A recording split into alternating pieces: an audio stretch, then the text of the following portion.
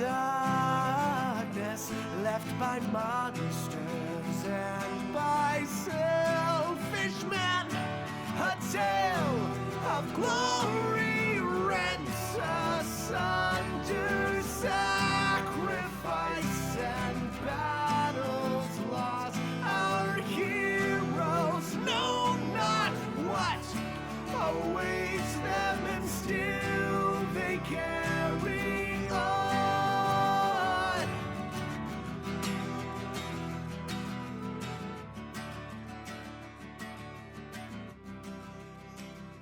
Well, folks, my name is Pixel, and we are Ages of Ainor, and welcome to the fantabulous second episode of our Waterdeep Dragon Heist. We are going to get into the game here in just a few minutes, but right off the bat, we're going to get started with some housekeeping things. So first things first, for folks in chat, try to remember when we move on to map screens and things like that, that the screens that you're seeing on stream are the DM perspective. So you may see things on there that the players don't see and don't know about. So try not to spoil them. So for instance, if there's monsters in the next room, or there's an ancient red dragon about to tear the roof off the inn and eat the party's face off, try not to give it away in chat, since some of the cast may have chat up. They may be trying to interact with you from time to time. Secondly, please remember that D&D is a complex game with a lot of rules, where we're also improvising a story together as a group. So we may play fast and loose with the rules or with the adventure from time to time. We may even forget specific rules entirely and have to make a call mid-game. So if you know a ruling or something like that, feel free to let us know in chat, but also be aware if the moment passes, we likely won't go back to fix something. We'll just try to pick it up and do it right next time. Thirdly, we want to keep this space as open and welcoming a place to the extent such a thing is possible on the internet as we can. So we are trying to keep the internet toxicity to a minimum. So we won't be putting up with any abuse or hatefulness in chat to other viewers or to the players on stream, especially things regarding like their character choices, their knowledge of the game, the rules, anything like that. So I doubt that kind of thing's going to be a problem for us, but we kind of want to be upfront with what kind of dynamic we're trying to foster here. And then next, I want to let you all know that you can find Ages of Ainor on Facebook and Twitter, as well as here on Twitch. And that we'll be releasing episodes of this campaign in podcast format. You should be able to find those on your favorite kind of podcatching app. I know some of them, they're not quite up yet. They're still under review, but hopefully in the next week or two, everything should be up there. And then last thing before we get started, I would like us to go around and have the cast introduce themselves and their characters. So once again, I am Pixel. I'll be your GM today, and we will throw it over to Jacob. Hi, everyone. I'm Jacob. I play Ozymandias Buckshank, the drunken human bard. And I don't have anything to plug. I hope you have a really great time and enjoy the show.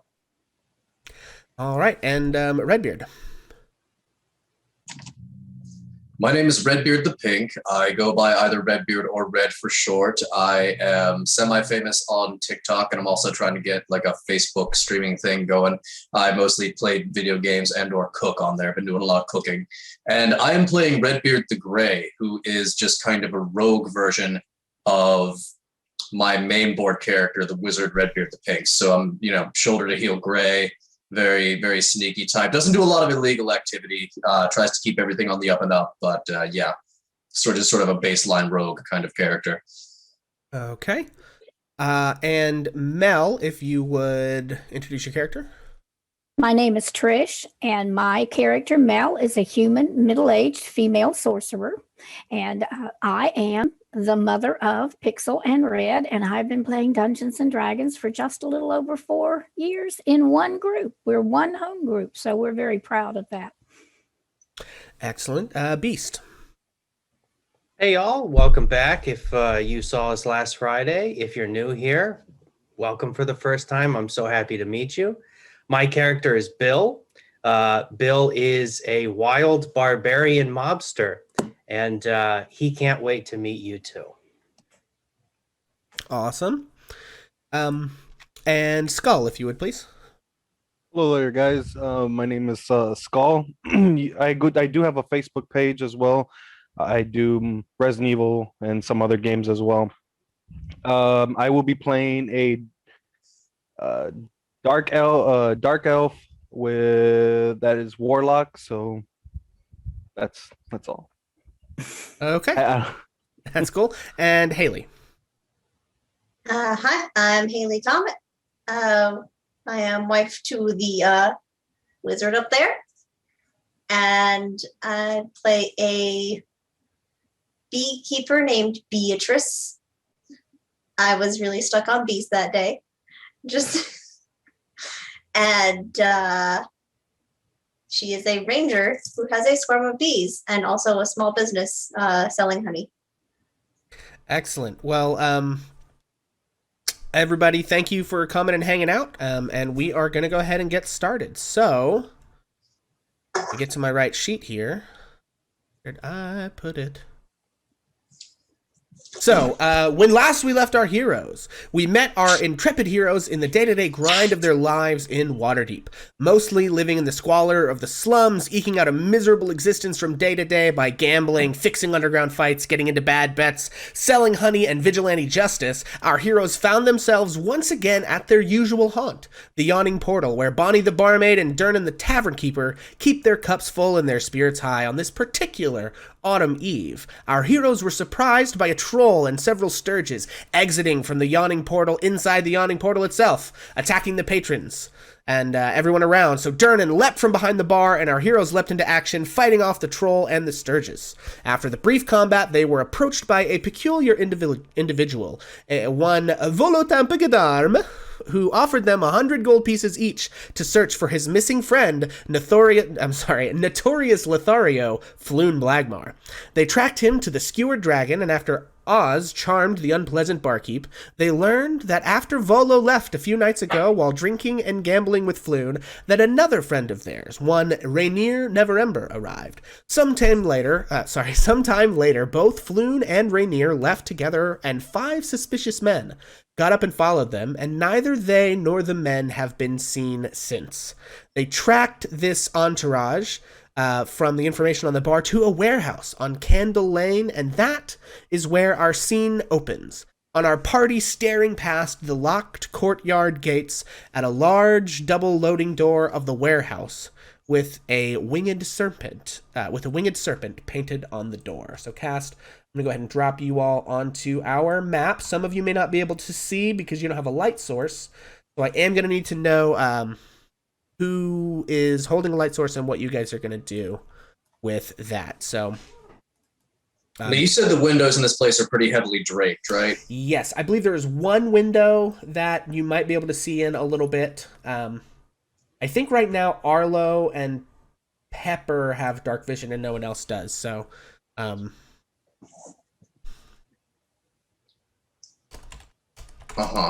So I don't know if you guys are... Is it pitch black out here? It is, the only light is a candle like way up the street, basically. So yeah, it's not going to be very easy for folks to see kind of anything in detail.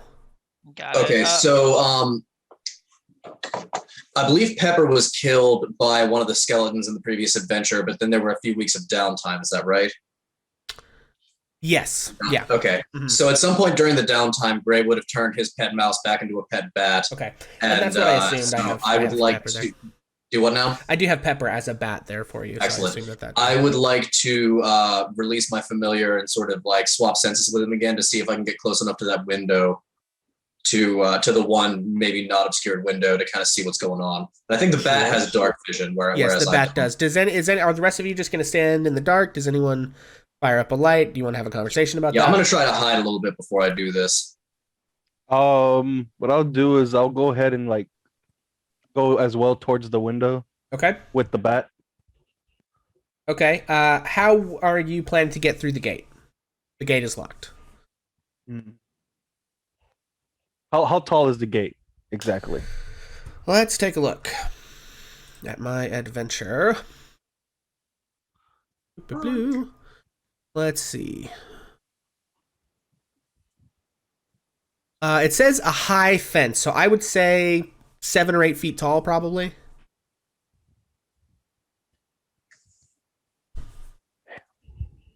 Are there sentries posted outside this place? How would you know? Or I guess make a perception check through Pepper. I suppose we're outside the front. But you don't have building, right. You don't have dark vision, so I mean, what I'm getting at, like half you guys are staring at a black screen, right? So if you're human and don't have dark vision, then you can't see. If you you could look through Pepper the whole time if you want. At least David, I the- can see things. Yeah, we can see down Oh, here. okay. Just Hang fine. on. What can you guys see? We can see the front gate and this Just the little like, courtyard. Well, this is very can- odd. Okay, hang on. Let me look at my settings. I can see up to like right here. yeah, we can't see Oh, inside the building, Yeah. but we can see in the Oh, okay. courtyard. All right. Well, never mind. For some reason, when I click what you guys to try to see what you guys can see, it tells me you can't see anything. So that's weird. That's why I'm confused. Never mind. Yeah, Okay. I mean the city isn't in a cave, so I mean Yeah. standing on the street, even if there's starlight, we should be able to Okay. see like Fair a enough. little vaguely. Yeah, that's just something odd with the way it's set up. Yeah, okay, so what we'll say then is that there's enough moonlight that you guys can see in dim light. Those of you with dark vision, dim light's the same as bright light. So, yeah, all right, so let me re-describe this then. That's my fault. So around the courtyard of this place is about a 7-foot tall wrought iron fence, and then there's a double gate here in the middle. You can see a window over here through which you can see just a little bit of what's going on, and then the double loading door in question is directly ahead. There is another window here that is boarded over.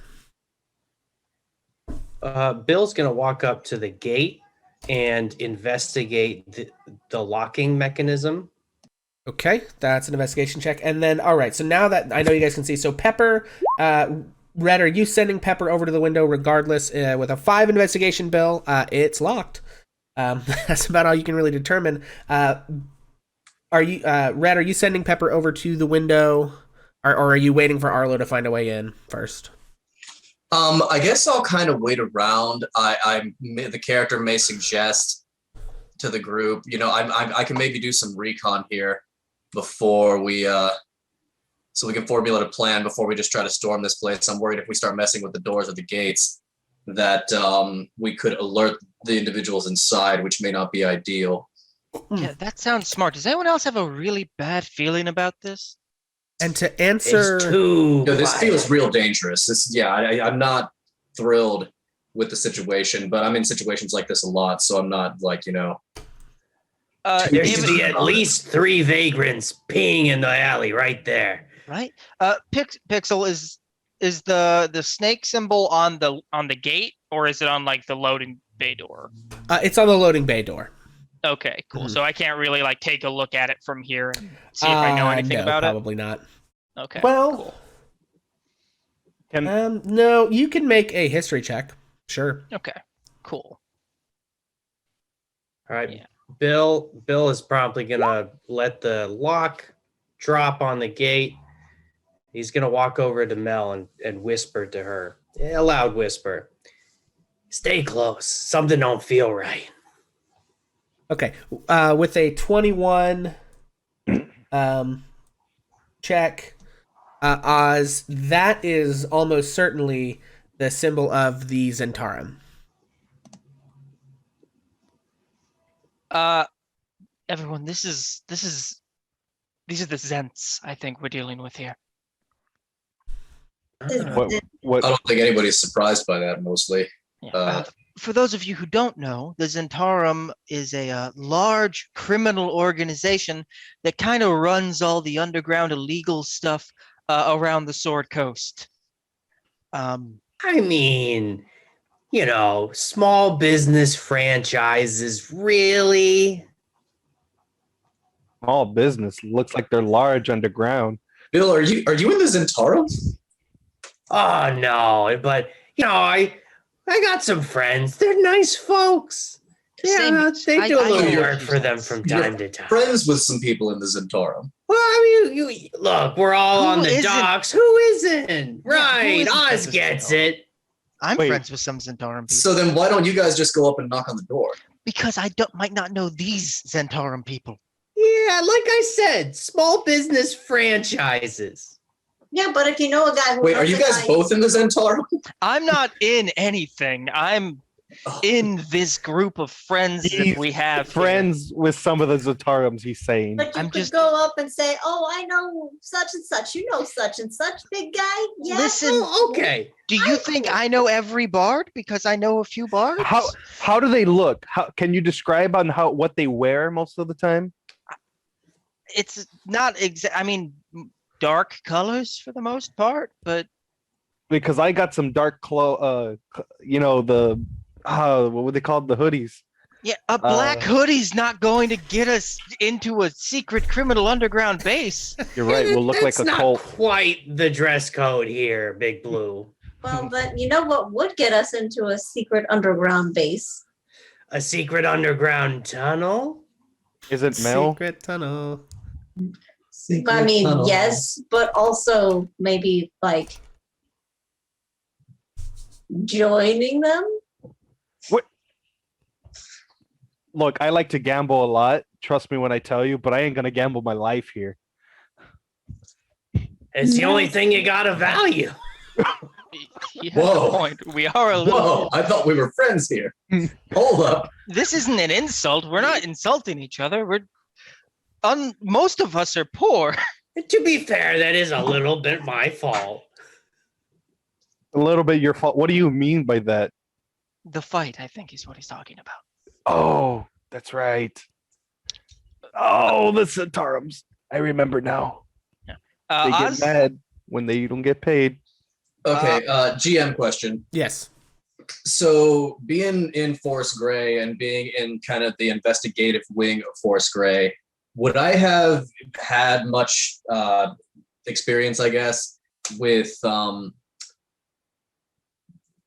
tracking, monitoring, other kind of like interaction, like how would I be familiar with the Centaurum, how they operate? Yeah, I mean, they are relatively common knowledge, Mhm. right? So what any kind of specific questions that you might have, and based on how likely it is someone to know this, I may just tell you, or you may have to make a check for it, but what kind of Do I information know are you any, looking well, for? let's start with, do I know anything about this specific location as far That as location- what kind of hideout it is, what kind of shit they get into? Yeah, I think for that, give me a investigation or history check, and it's going to be a relatively tough DC. Okay. Never hurts to roll some dice. Hang on a second. While all of this chitter chatter has been going on, Mel has slipped into the darkness at the side of the building, and she's looking around in all directions to see if there are any other ways that look like there could be some kind of another entrance into the building. But she's not getting too far away from the group. Okay, with a 9, no, this is not No. one that you're familiar with. And Mel, if you can make an investigation check with disadvantage because of the dim light.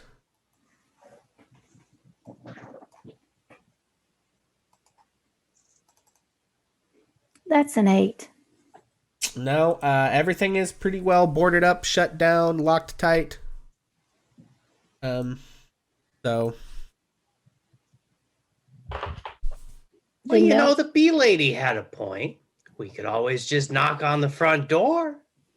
I don't think that's going to work out. We're here looking for someone who was probably kidnapped by the Centaurum. Okay, but like, what point and purpose would they have to try to kidnap us? The worst they could do is tell us to go away. The worst they could do is kill us Is and kill drop us, our yeah. bodies I in the know. harbor. Why would Because do they are criminals and this is their I would secret like hideout. to investigate the lock. okay, yeah, go ahead, give me an that? investigation Isn't it check. a secret though? I mean, they've got like a weird symbol like on the thing. Like, how secret is that? With an 8, sure is locked. God. What a lock! There it is. I swear to you, that thing is locked. My favorite. Just exactly how secretive would it be to just carve a symbol of your gang on a door? That This doesn't isn't seem a very regular secretive at all. gang. The Centaurum is very large and very powerful. Would one of you just hop the fence already? All right, guys, look. Everybody just calm down for a second. I see a window over there where I think that I might be able to peek in and get a little bit more information about what we're dealing with. Can we all just chill for a second? And I will try to get some reconnaissance going. All right, we'll keep an eye out. All right. Okay. So at that point, I'm going to go ahead and, shift my senses over to the bat Okay. and fly the bat over to that window that looks to be in the wall that is facing to the south. There, the Yep. one that kind of That's wraps the one that's around. open. Yeah, you should have control of the bat if you want to try and drag it over there. All right. Whoop. Just don't go in the door. It's the window's like not boarded, but it's not open for a bat. So just don't go in there because you'll see. Okay. Okay. All right. So let me see. What does this say the bat can see? Okay. So Mr. Bat can see a dark warehouse In the corner of this building, there's boxes and old furniture and stuff everywhere. It's not very well kept or orderly, but you can also see, let's see, a singular dead body and a giant pile of blood. Just like it clearly a person died and bled out, and all of their blood is now on the floor. And What somebody once left them was what once was in their body is no longer, and is now Can I tell visible from to here all. what stage of decomposition the body is in? Sure, make a medicine check for me. It's not going to be a Oh. terribly tough one for like some basic information. They've been exsanguinated. I can see that from here. With a 10, it looks like less than 48 hours old. so okay. So Pretty they've dang recent. been here certainly not longer than a few days. This person just died within the last day or two. Yeah. In this location. What exactly do we need to When did that guy say pick that the that lock? other guy went missing? I'm going to go ahead and speak to the party, still watching through the bat. Okay, y'all. Well, the first thing I'm seeing is a dead body and a whole lot of blood. Like How a much lot. blood? Like all the guy's blood. Yeah. So That's a lot of blood. it looks to me. I mean, if they're actively manning this location, I feel like somebody would have cleaned that up. Like I don't feel like the body's been there a real long time, but it could be at least a few hours old, and I don't see anybody making moves to clean this scene up, if that makes sense. All right, well, let's just break down the door. Let's Ow, try to be why quiet. didn't you say Don't- so? Let me see if I can find out more. I am going to have the bat kind of make a lap around the building. Okay. Let's see. On the way around the building, Y'all are no fun. you can see that whoops, I'm messing up. Okay. You can see there are no other it's a 2-story building. You can determine that. There are no other visible windows there other than on the second floor. I think there might be one, but it is boarded up as well. There is a back courtyard on the building. But that's basically it. This is really the only points you can reach are this window here and the front door. Okay. Is it possible for Pepper to squeeze under the door? So the only points of entry are the window and the front door. Yeah. Now I got a crazy idea. Why don't one of you go through the window and the rest of us go through the door? To the window. To the walls.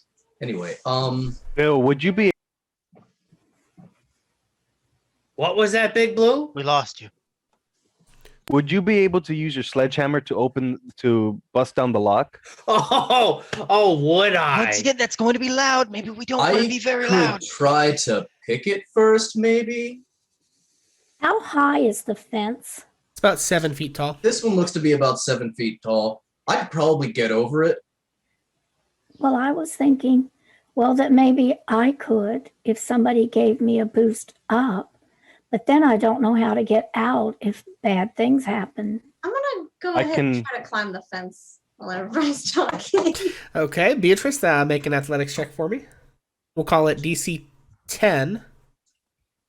Why don't you come here, Mel? I get you a boost. Anything happens, I'll hop right over with you. Okay, with the help, you can take advantage on that. Oh, well, thanks. It's athletics or Yes, acrobatics? athletics. Whoa, No, whoa. athletics. Not you, be lady. I was talking to Mel. Oh, okay. Oh, Never mind. whoops. All right. Nope. No advantage then. Okay. Do you want me to try, Bill?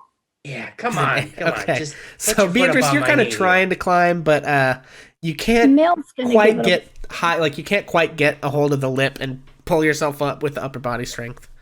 Okay, Mel takes this new skirt that she just bought and she wraps that thing around herself, pulls it around, makes like a big knot around her waist, and so that the pants she was wearing underneath it, she's not encumbered by the skirt. And she beckons to Bill to make a saddle with to make a stirrup with his hands, which Bill does. And you know what? Mel actually backs up about 15 feet, takes a running jump, and she is hoping that when Bill catches her foot in his arms, that he'll use his strength and lift her up. So Okay. I'm hoping for an athletics check with advantage. Yeah, that'll give you advantage. Aha! Okay. And are you trying to land quietly on the other side of this, or are you just gonna crash down however Well, it happens? considering or- that I was coming at full speed and being tossed, I would like to do that stealthily, yes, and I would be trying. That's why I hope to not catch my skirt on the top of the fence, and I probably would kind of grab onto the fence as I went over if I could, and even Okay. hope to bang back into it and use my knees in Okay. it too hard. Yeah, well, give me a stealth check, and I will say with disadvantage just because of how difficult it would be to pull this off. Okay, so despite the difficulty of the maneuver with a 17, let me take a look here. I do have some Redbeard's gonna say, "Whoa, that was a hell of a a roll vault." I need to make here. It's all in the No. wrists. Bill, Mel do you is mind giving very me a hand as slight. well? Okay, we got that set. All right. Sure. Why don't you, Yeah, my other okay. hand can help you, but this Yeah, one's really so- empty. Maybe a gold piece would fit right there. Oh, you're very clever. I would have that gold piece if you didn't win the fight I earlier. would like Okay, to so- try again. So Bill Mel, begrudgingly helps us. you are able to get over the fence, and it does seem like pretty quietly. All Okay, things so Mel considered. just she slides down to the ground then very stealthily now and just stays there for a minute because that was kind of exciting for her. And she's looking at that window, and where does the bottom of the window come to, is it to her eye level or her waist level or the top of her head? Where's the window from where Mel is standing? The window is probably about as high as a normal window in like a house. So I'm going to say, mid chest up or so.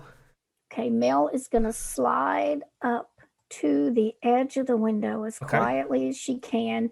And she is, first of all, going to peek in. However, she does not have dark vision. Yeah. So what she would be wondering about is any movement, any sound. She's looking Okay. and she's listening. Make a perception check for me.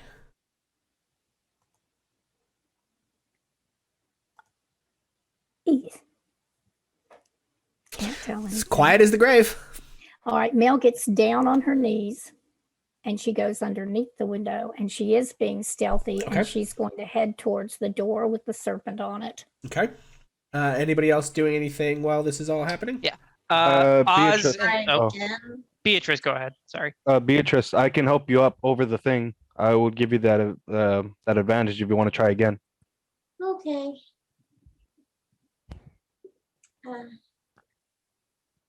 Alley-oop. Okay. All right, that'll get you Nice. over. Are you also trying to be quiet or just Nah. okay? All righty. All right, Oz. Step right up. Step All right right. up. All right, here we go. And Oz takes a soft running start towards Bill and plants a foot in one of his hands to let himself get kind of tossed up, and uses that momentum to pirouette over the fence. And I want to use my acrobatics instead of I'm picturing athletics. something from Dirty Dancing, like Yeah. that ending lift. Yeah. He also takes off his long coat because he knows that it can get snared on the top of the fence and kind of rolls it up. Okay. All right. Yeah, go ahead and make that acrobatics check. You all see once he takes off his coat, he is incredibly scrawny. This guy's got to be skin and bones. Ooh, baby. Jeez, Okay. you weigh less than Mel, buddy. Okay. It's all that Oz, drink that he um, drinks. Are you I'm trying to be constantly quiet with this, puking. or are you just going over? What's your plan? Oz would still like to be quiet, maybe Okay. throw off Yeah, any go ahead and make numbers us make with the nat 20. I'll allow you to make just a flat stealth check with this. Oh, and Beatrice, you are now on the other side of the fence. Ha. I guess on the other side of Arlo here. And All I right, figured the so, acrobatics would help me make me be quiet. All right, Arlo, why don't I help you over the fence, and then I'll follow the rest of the group. And then also, Beatrice, when you went over the fence, there was kind of a loud clattering noise of the fence like shaking. So Anything happen after that? no. Yes. No. Yes. Okay. The minute that Mel heard that noise, Mel got out both of her daggers in case anything came through the door. Is that fair? Can I Are you do sure? that? Are you sure you don't want to go over the fence? When can Oz stay- presses himself up I can- against the wall. I can stay here with Bill. Oh, well, I'll see you suckers later. You can kiss and make out, whatever you want to do. Bill's gonna literally just pull himself up over the fence. Okay. Give All me right. an acrobatics check. Oh, why did everybody I'm sorry, else- athletics check. I don't know why I'm athletics check, please.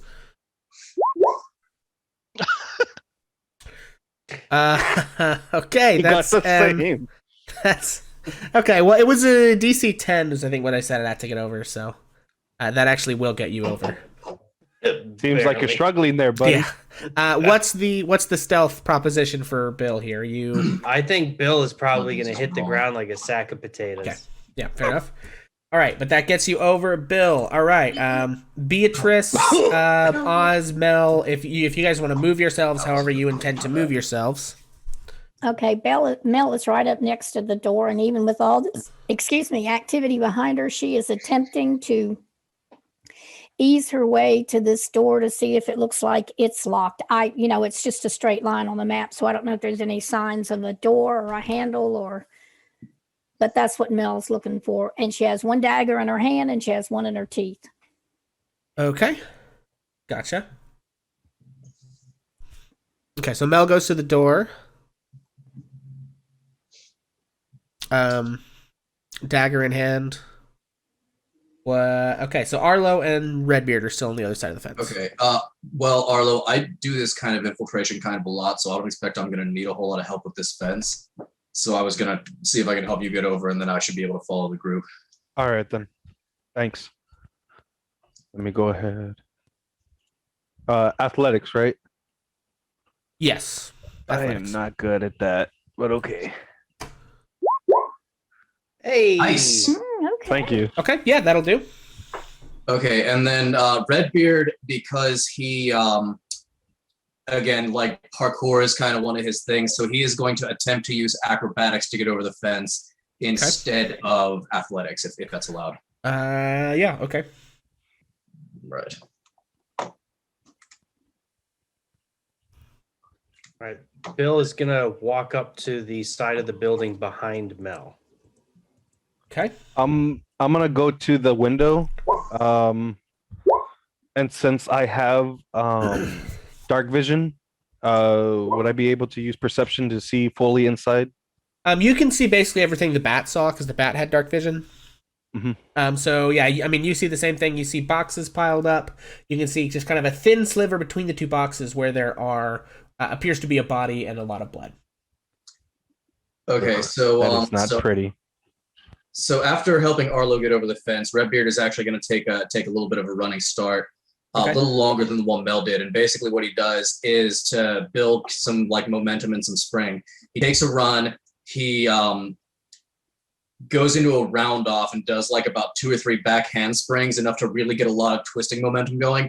And then he is going to just jump and backflip over the fence and land rather stealthily on the other side. He hopes. Okay. All right. Well, with an 11, it's not as pretty as you would hope. But it gets the job done. But it gets the job done. Okay. And the stealth roll was a 25, so it was Okay. not the most Olympic style gymnastics there, but I hit the ground with almost no sound. Well, Oz had plenty of flair with his He's nat landing. 20 acrobatics. He Yeah. did like a triple fucking air spin. Did a fucking triple Lindy from from that He one just did diving straight movie. gainer. Yeah. Okay. Well, I could have. All right. Well, here you guys are on the other side of the fence. Did Mel Hey, find any? Oz. Sorry, go ahead, Mel. Did Mel find anything interesting? It looked like it might be a way to open that big bay door. It's locked, but other than unlocking the lock, or I suppose it could be broken down. It's only made out of, kind of cheap wood. It's not a big metal door or anything. Hey, Mel, you want to borrow my key? Yes, Bill, I do. All right. Right. Everyone, here's a plan that I've got. Let me know what you all think. 4 of us go loud. Bust the door in, breach, whole thing. 2 of us, whoever's quiet, goes in through the window. See if we can take him by surprise on the back end. I'm happy to try the window. I'm also happy to try to pick the lock on the door. I'll try the window. I'm pretty quiet. I'll pick the lock. I think Bill and I are going to work on the lock. And I think I'm going to take a moment and make myself safe. And Mel kind of does this twirl around where she is, and she twirls and she twirls, and her skirt comes loose a little bit even and flips around. And when she's done, Mel has on some mage armor, and it's dark and dull, not something that would catch the light, but she's now in a little bit safer shape than she was before. Okay, and you've cast a first level spell, so I am going to need to do our wild magic. I got to refresh myself on how that mechanic works. I believe you roll a d20, and give me 1 second to The see. spell makes the sound of a And grenade. I think if you roll I think if you roll a 1, we roll on the table. So let's see what this says. Once per turn, roll a d20 after you cast a sorcerer spell at first level or higher. If you roll a 1, we roll on the table. So give me a flat d20 roll, please, Mel. That is an 8. Okay, so no wild magic surge on that one. Okay. So Mel, you have mage armor on. We have Arlo and Oz and Redbeard are deciding who's going to go in the window. It sounds like everyone else is going in the front door. Question mark? Yep. Let's see. Through the front door. Lock, so I'm just going to let them do that. I hope they have fun. At least I'm going to try the key. I- And so Yeah. Mel tries to do that. She tries to take this mystery key, right? No, She the key he's referring to is the big The- hammer he's going to The swing to key break is the lock off his the door. hammer. Yeah. Oh, Yeah. that key. No, I think, Bill, you better take that one yourself. I think Hammer. Bill, wait until me and Oz get inside, and then you can break it with your hammer. All right, hurry up. I think we should try to do same thing, because they'll be louder. I'm with Oh. him. Okay. They'll cover us with their noise. Okay, so to All right, clarify, just everyone please Sounds like a position great your plan. tokens where you would like them to be Oz, be for next the to beginning me. of whatever nonsense is about to go down. Oh no, on this side. Let me show you. Yeah, right there. Is And what- Red what we coming have- in the window? Red, are you- Yes, I'm going through the window, Okay, Yeah, so okay. if possible. Well, and I don't think I want to be standing right next to Bill if he's going to be wielding that key. So I'm going to just move 10 feet away from him. okay, and Beatrice, what about you? So those are the stealthy people, and Join the party, Beatrice. Come on. sure. Oh, hold on. As Beatrice, as you move up to beside Mel or close to Mel or Huh. wander in her, she's going to whisper softly, Beatrice, I really like your hair. Oh, thank you. It's It- very, I it's- grew it myself. do you like comb it a lot? No, it's basically unmanageable. So curly. I like curly hair. Oh, thank you. Mhm. If I die on Candle Lane, I'm blaming all of you. If you die, you won't even be able to speak. Now help me with this board. Yeah. As I grab onto the board, that's to one of the boards to pull it off, slow or as quietly as possible. I look at Redbeard and Oz if they can help me. Is this Yeah, window actually boarded? No, this Yes. one is not Oh, wait. boarded. The other ones are, but this one is just kind of a window. I think what probably actually you can see the boards are broken, not recently. Like you can tell from the weather and like the weather wear on them. You know, and the fact that the parts of the board that are broken appear to be, you know, kind of mildewy and gross from being damp here in the Dock District. That one's been broken for a while. Yeah, it's a glass window. Oh, okay. All right, hang on, guys. I'm gonna show you a trick I learned from one of my buddies in high school. And Gray is actually gonna take out the jar of honey that he has, open it up. He's gonna smear some honey on the window, and then in the burglar's pack, would I have like anything resembling a big flat piece of cloth? Let's take a look. What's in the burglar's pack? Equipment. And while you're looking, I could even would use like have a blanket from my bedroll potentially for this. I would have taken my dagger out of my teeth to talk to Beatrice. So now I have a dagger in each hand. Okay, this is what is in the burglar's pack.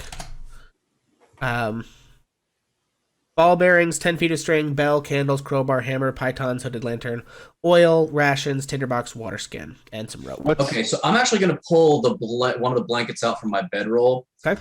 And I'm going to like stick it to the honeyed window so that it kind of covers the whole thing. And then I'm going to take the butt of my knife and tap the glass out of the window. And what this will do is it'll muffle the sound and keep the glass from just like falling, like just like spilling everywhere. Okay. And so the goal is to like tap all the glass out and then peel the blanket back and take the glass with it so that we can just get into the window without making a lot of noise. Okay. Yeah, give me a stealth check. All right. A lot of detail. That deserves advantage if you ask me. Yeah. What it's getting is not disadvantage.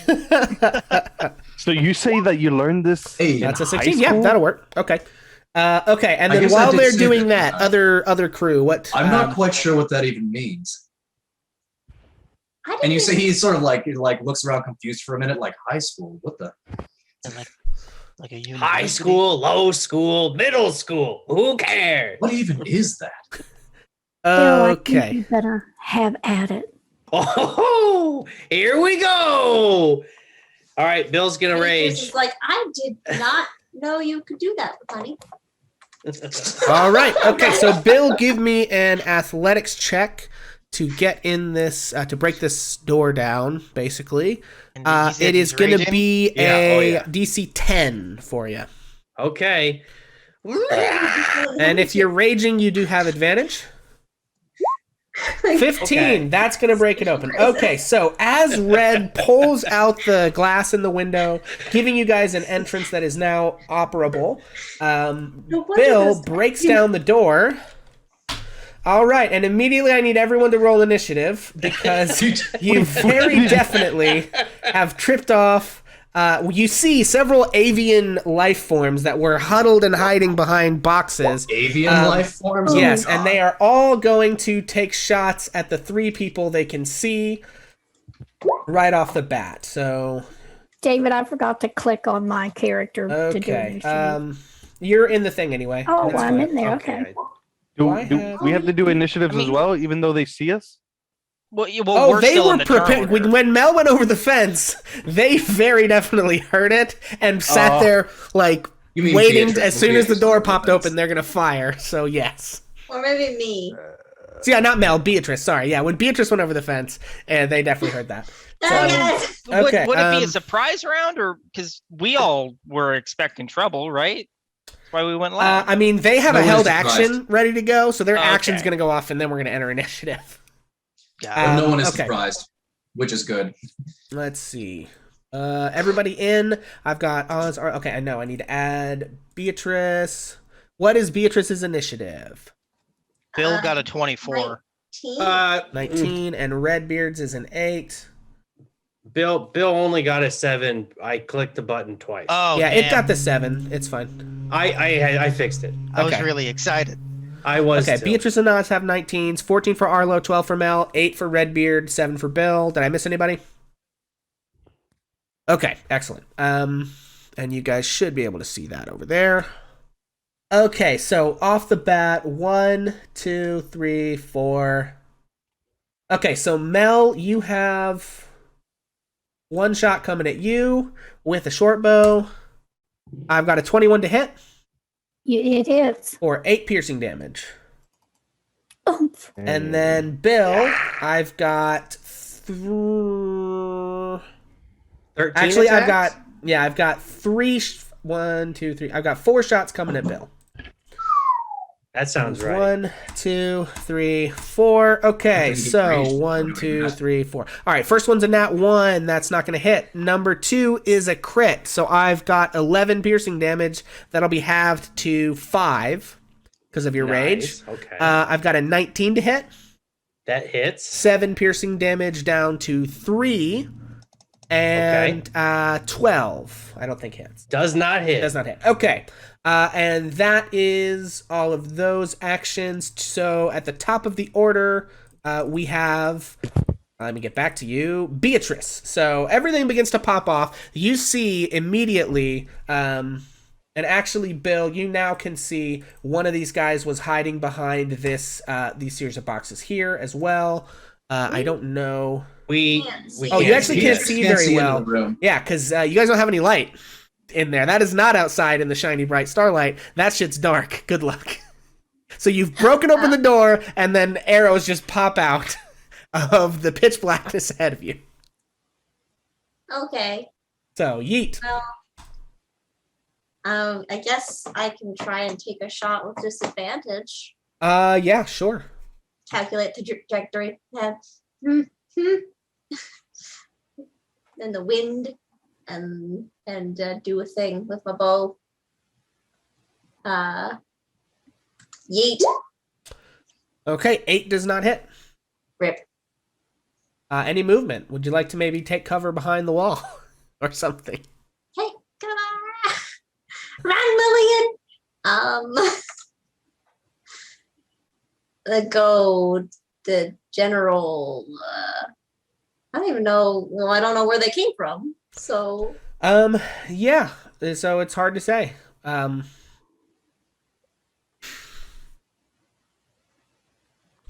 mean, you guys. I don't know what all.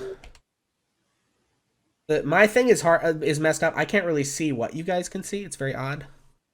We can only see the courtyard. Yeah, see the courtyard. Okay.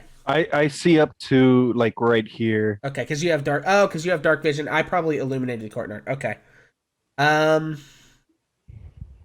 So yeah, I mean, get some light and I'll reveal some shit. Okay, that is Beatrice. Beatrice moved. Oz, you are up. All right. Is it a bonus action to light a torch? No, I think lighting a torch takes an action if I'm interacting with an object. Okay. How many times did I ask, does anyone have light? And the answer was a resounding no. So this one's not on me, folks. Yeah. All right. Well, fuck it. I'm sorry. Bad language. It's okay. You can say fuck. Okay, cool. Oz moves right here into the darkness because just not quite. Actually, no. He gets right at the door. Okay. No. He goes into the dark a little bit, and he's like, I don't have time for this, and he casts Thunderwave. Okay. Just into this room. Okay. Right in. If I can draw a cube. Right. I can't see my cube, but I assume you can see my cube. Yes, I can see your cube. Yeah, he does it like that. Okay. Yeah, so you boom! This massive noise erupts as Oz. So what does it look like when Oz casts Thunderwave? Only 3, damn it. Oz runs in and like takes a leap, and while he's leaping, he brings his arms back behind him in his yell, and he brings them together for a clap, and it's this massive noise that just emanates from the clap. Holy Hulk claps. I like it. Nice. Oz, you don't hear the sound of anyone being blown away by your spell, but you do take 5 piercing damage from one of them that finally has a shot on you. So what? An arrow comes from and hits you in your left shoulder. Thunk. What did they roll? That was an 18 to hit. Dang. I assume that hit. Does an 18 hit you? Yeah, it does. Okay. Okay, and that brings us to Arlo. I'm going to move 5, 10, 15. No, Okay. that's still not enough. 20, 25. Yeah, I'm gonna move right here. Okay. And okay, Okay, so Can't believe- you can see what's going on in here. I can see everything. Yeah, so you can see there are 1, 2, 3, 4, 5, 6 of these sort of bird creatures. They have black feathers and long hooked beaks. They don't have wings. They've got feathered arms that end in hands, and they have taloned legs.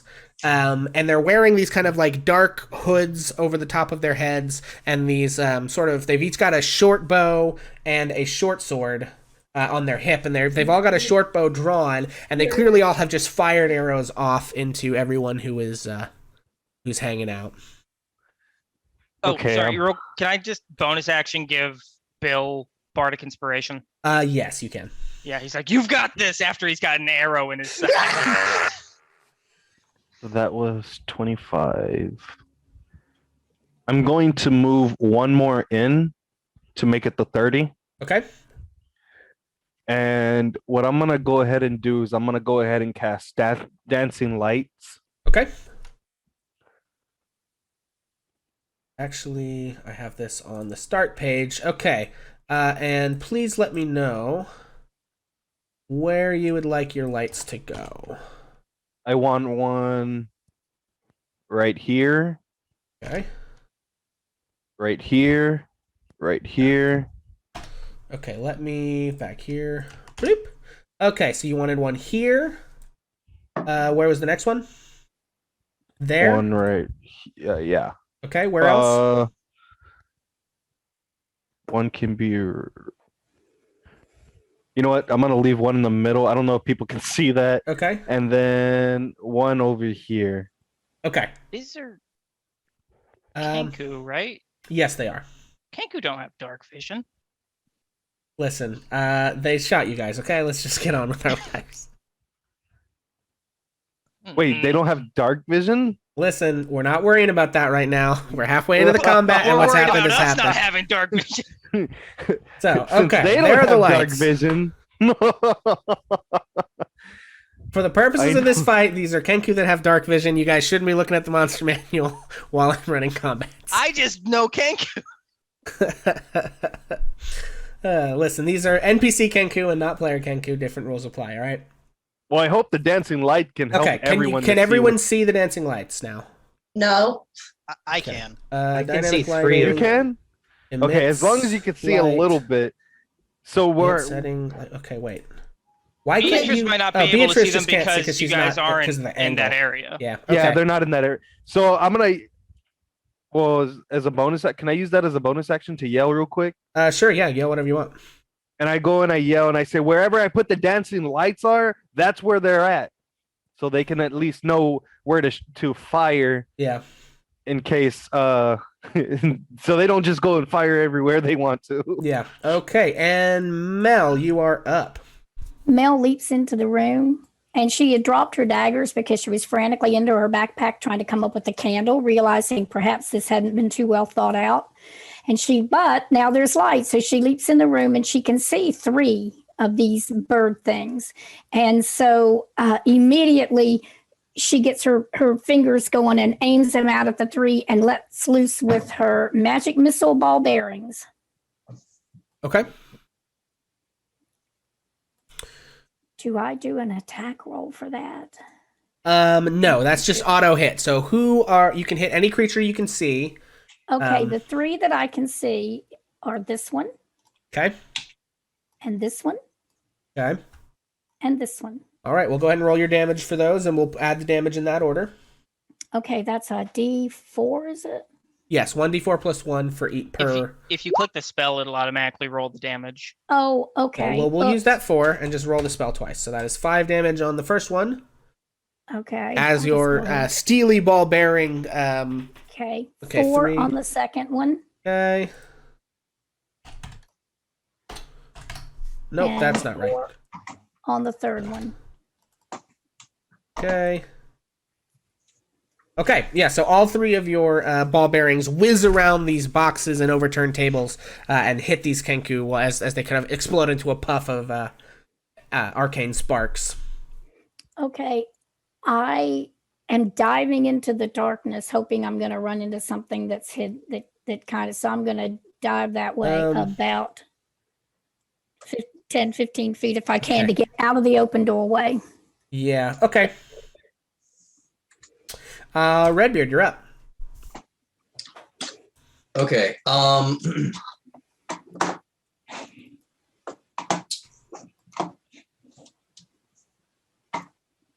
gonna draw my bow and walk to right here.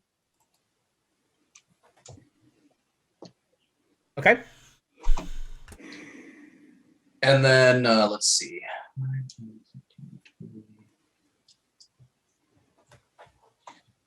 I'm gonna say, Pepper, do a barrel roll, and I'm going to hold an attack action with my short bow. Okay. The trigger is going to be Pepper using the help action. Okay.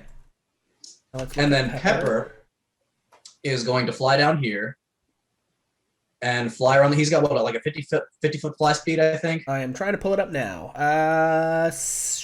Has blind sight 60 feet, echolocation, fly speed of, it says 30 feet actually. Oh, really? That's okay. Let's see. So he started off right here. Damn. Yeah. Okay. Yeah. So he can't really move far enough. So Pepper's just gonna move to right here, and I'm actually just gonna go ahead and just take my attack. Okay. On this guy that's furthest to the north, next to that dancing light. Okay. Let her rip.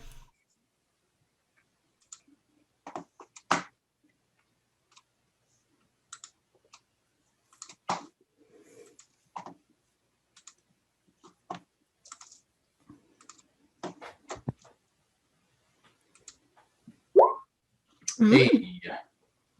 Okay, yeah, 21 hits. Okay, the sneak is not going to go off that, but that is still 6 Right. piercing damage. Okay, so this guy is starting to look pretty rough. It's breathing heavily. The arrow pierces its main torso, and you can sort of hear this wheezing bubble as it... Which one are you talking about? Yeah, This guy here, right? The guy to the Okay. north. Yeah. I had a really cool idea, but I checked the spell, and apparently I have to use my action every turn to see through my familiar's eyes, so it's not. Oh, yeah. Yeah. Okay. All right, so that's Redbeard. That brings us back to them. Let's see. So 1, 2, 3, 4. Okay. All right. So Oz, you're gonna have 2 shots coming at you. Sorry, you're the only viable target for these 2. 1, 2. Jesus. All right. That's a 20 and an 8. That's a 20 and a crit. So that is 8 piercing damage and 9 piercing damage on Oz. Well, Oz is down. 8 Jesus. and 9? Yeah, oh god, guys. This is happening all over again. You've already been through this encounter, Oz. Yeah, I have. And I it's knew gone what the was gonna same happen. fucking way. Oh, Jesus. Okay. All right. And then Arlo is going to have 1. And then this guy is going to come down here. Arlo, you got 2 coming at you. 1, 2. Okay, I've got a 23 and a 10. I assume the 10 misses? Yeah. Okay, 10 so the does 23, that is 4 points of piercing damage. And then actually 1 more coming at Arlo and 1 coming at Mel.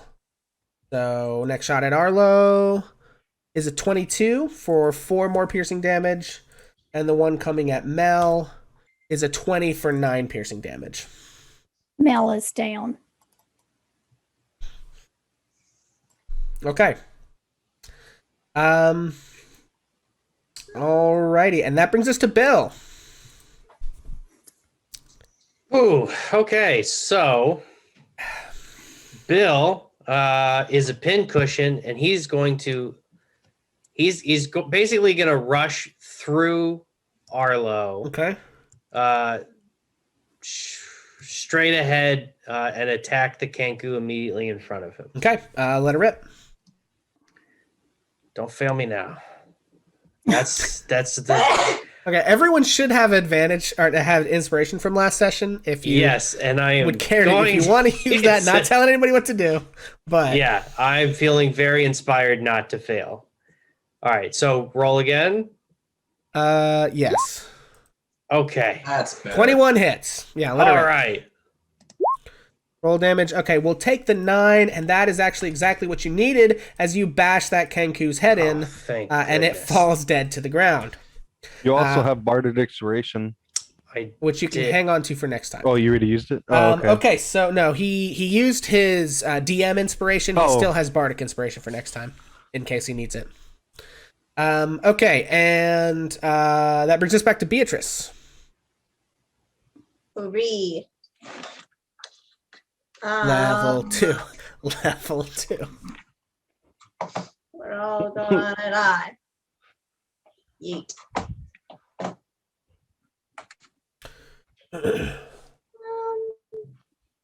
So 5, 10, 15, 22. Damn, I forgot to use something. 30. And I'm gonna pop a shot off at like this. The one near the boxes Okay, this one here. up to the north. Okay, let her rip. Yeah. I can see that one. I can do the things. I believe in me. Maybe. I don't know. Yeah, whoops. That roll was actually 23 hits. Let her rip. Okay. Whip. 12 points of pierce That's- damage. Yeah, that's what so we this need. one was already kind of on death's door. It is definitely very dead as your it's kind of like calling out in pain, and your arrow takes it right in the mouth through the back of the throat, and it falls down to the ground She's sort of like, yeah, screw your mother too. with a little blurb of blood. Because she doesn't understand what he said. Yeah. that Okay, little well blood that brings animation us that I just That was to great. Oz. That was If you would awesome. please make a death save for me. Oh gosh. We go. That's a Ooh. 7. That's one fail. That's one fail for Oz. No. All right, Arlo, you're up. Okay.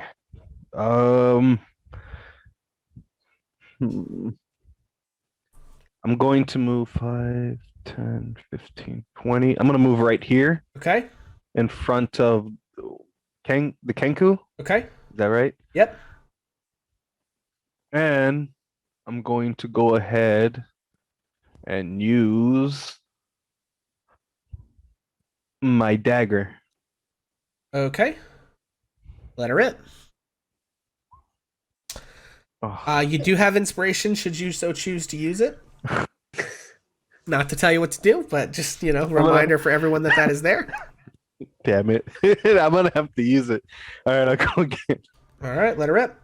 11. What does these guys AC?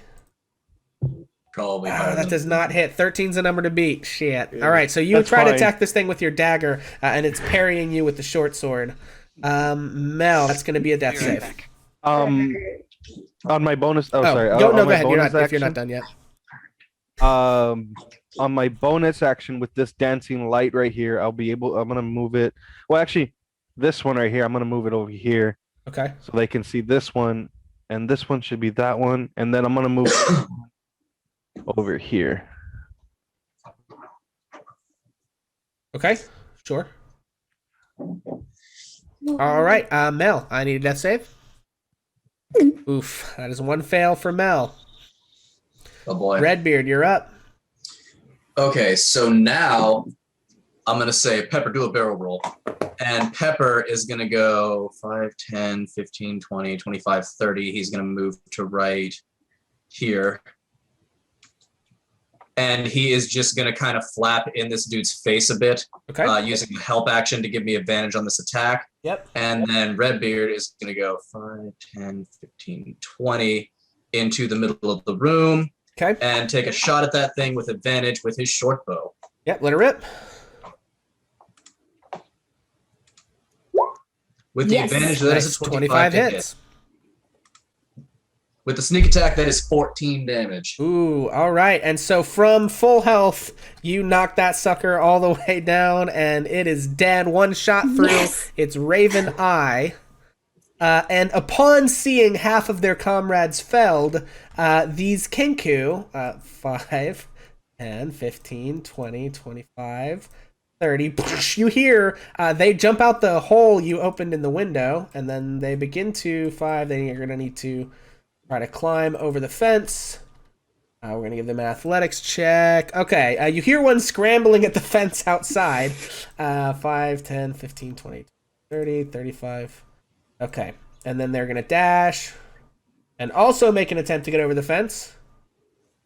And that's a 7. You hear 2 of them like scrambling at the fence outside. We're not locked in here. With This you. one- You're locked in here with us. This one looks left and right and is going to 5, 10, 15, 20, 25, 30, and then dash 35, 40, 45, 50, and make another attempt. Beatrice, you will get an attack of opportunity as it runs by with a weapon that you have. That is going to be, and this one is a 14. It does manage to get over the fence, provided that you don't kill it. 11 does not hit. He's Unless running you away. want to go for I the do advantage. inspiration. Yeah, you do have inspiration if you'd like to try and use it. Go for it. Damn it! Damn. Okay, so Ouch. that one has jumped over the fence, and that brings us to Bill. So Bill can't see any of them, but with all of them running past, I think he's gonna charge. Now, Bill is going to run screaming over to Mel's body. Okay. Yeah. Let me real quick.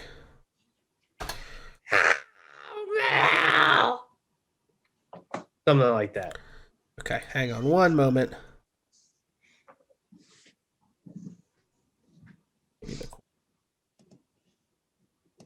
Okay, it's low light. Bloop. Boop. Okay, I don't know if that illuminates anything better. I'm going to just use that for the moment to represent the moonlight outside so that people can see a little bit. Okay, so that's Bill running over to Mel. Do you do anything? Did you say you're trying to do like a medicine check, or are you just screaming? Yes. What's your... Well, so Bill is gonna attempt to pick up Mel. Yeah, Bill's gonna try to pick Mel up. Okay. I mean, yeah, that's not a try. You're All right, strong, Bill. and Mel Bill is, picks up Mel's body, know. screeching into the night. Okay. Okay. All right, and that brings us to Beatrice. Probably put her down. Really. What am I gonna do? I don't really have proficiencies in this. It's beyond my skillty. I can try. I'm gonna try. Maybe we have a little bit of alcohol. We can pour it on top of your wounds. Give me the wine. Right? I can smear honey to stop That's good wine. Don't waste that. the honey to like stave off the bleeding. Just starts pouring honey on him like this. I'm gonna be honest. I like the role play, but if you pour honey on him, this medicine check's gonna be with disadvantage. I don't think that it's a magic healing. So I think tearing up clothes to serve as tourniquets is a better move. The bee venom will stop the bleeding. Just sting him. But yeah, you can go ahead and make a medicine check to see. Hang on there. Give me just a second while I gotta think. Like panicked. Whoop. Oh no. Jesus. Okay, that's not successful. Fuck. Here we go. Just pour the Oz. wine in my mouth. I'm gonna need a death save. Oh All right. Can I use inspiration on these death saves? Yes, if you have inspiration, you can use it on your death All right, save. I'm using my inspiration right now. Okay. No, I'm gonna wait to see if I fail. Just don't roll a 1. All right, I'm gonna use my inspiration. Okay. No, Oh, Jesus. Fuck. Okay. That's 2 death saves from the only person with healing. Arlo. You're up. I'm gonna move myself right here. It's sturdy. It's sturdy. All right. Does your ranger have any healing spells? You probably don't have spells at all yet, do you? Like pouring honey.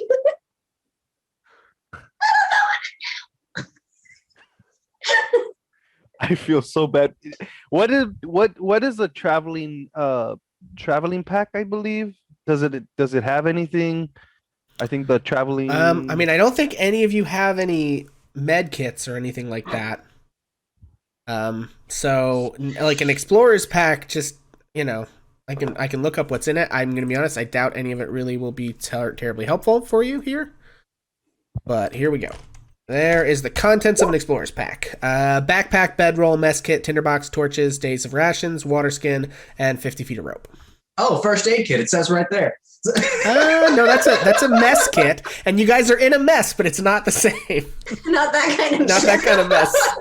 told you to stay quiet. I mean, honestly, Arlo, best thing you can do for anybody is try to make an untrained medicine check and cross your fingers that you get lucky. And please do that. All right. And honestly, oh my god! Oh wait! Stand by! I got this ready just for this. There's you guys can't hear it, but there's the toasty in chat. Toasty. All right, hell yeah. Okay, so Arlo with the nat 20. Here's what we're gonna do. You're gonna stabilize Oz, and Oz, you now are conscious with 1 hit point. That's what I'll give you with the nat 20. As I try to find any holy shit, any wine or anything. I did buy a bottle of shitty wine. All right, that's the play of the game right there, folks. Holy As I'm just pouring it on his face. Don't worry, buddy. I'll get you. Stop wasting the wine. Don't worry. No, snatches what the we're wine out of his He hears the hand. sound of his wine being poured out, and he immediately jumps to it. He Okay. gets on his feet and takes a deep drink. You what? Oh, I know. Oh, wait, no, I he know a way to doesn't. pick him up as I'm just drinking his wine in front of him. Okay, Nice. Bill, would you like to make a retroactive use of your action to try to actually make a medicine check on Mel before she rolls a 1 and dies? Yes. Thank you. That's an 8. Okay, all right. Well, Unfortunately, wait. Don't I? you have Bardic Inspiration. Inspiration count? for Yes, you this? can use Bardic Inspiration. Okay. Well, You got what do I roll for It's this? a D6. D6. Roll a d6. Roll a d6. Oh, God damn it. Okay, well, the DC was 10. Fuck. Okay, Whoops. Mel. Okay, but Mel can use her inspiration. Mel can use her inspiration. Can she use it even if she rolls a 1? Yes, you can use it even This if is you roll so 1. stressful. This is so Okay, stressful. let's see now. I You am could roll a 20, sweating. I guys. am You might be actually fine. sweating at my table. We can't lose, Mel. Okay, there's one Yes. Okay, success. There's one one success. success. All right. Whew. All right. Stand by, folks. I'm stressed. You will be of no use. Stressed. Okay. Redbeard, you're up. I'm stressed. Okay, Stressed. Redbeard kind of being in battle mode, he is going to ignore the fact that his allies are dying. Oh my god. Kenku, I've got Mel. So the bat is going to fly to right here. Yeah. Grabs that. Redbeard is going to take a little step to right here, and he is going to take a shot at the southmost raven that did not make it over the fence. Okay. Yeah, let her rip.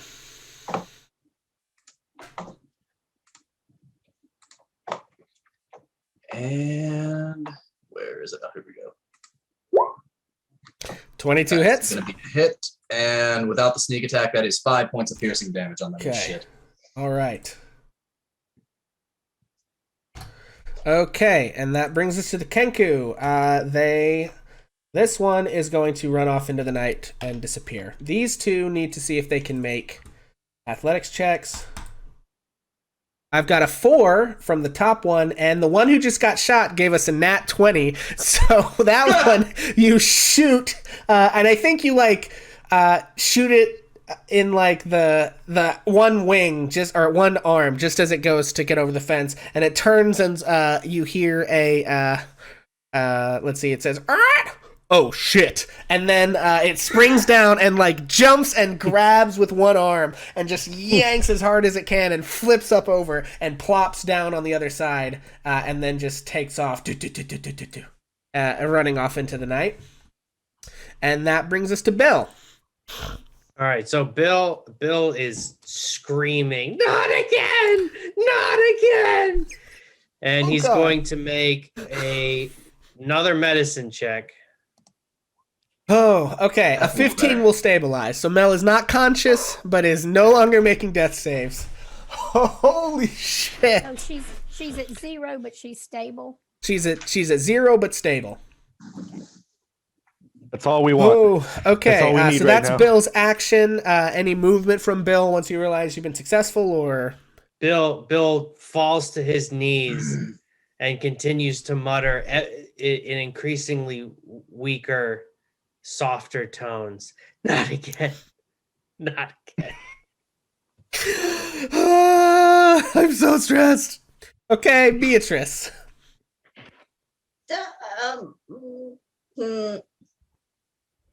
I guess Herba's stable. I'm gonna shoot the thing. Yeah. Okay. Kill that motherfucker. Oh, hold on. I gotta switch so that I'm the one rolling. And local. Oh, Oof. Okay, 10's not quite gonna do it. Oz, you are conscious and have 1 hit point.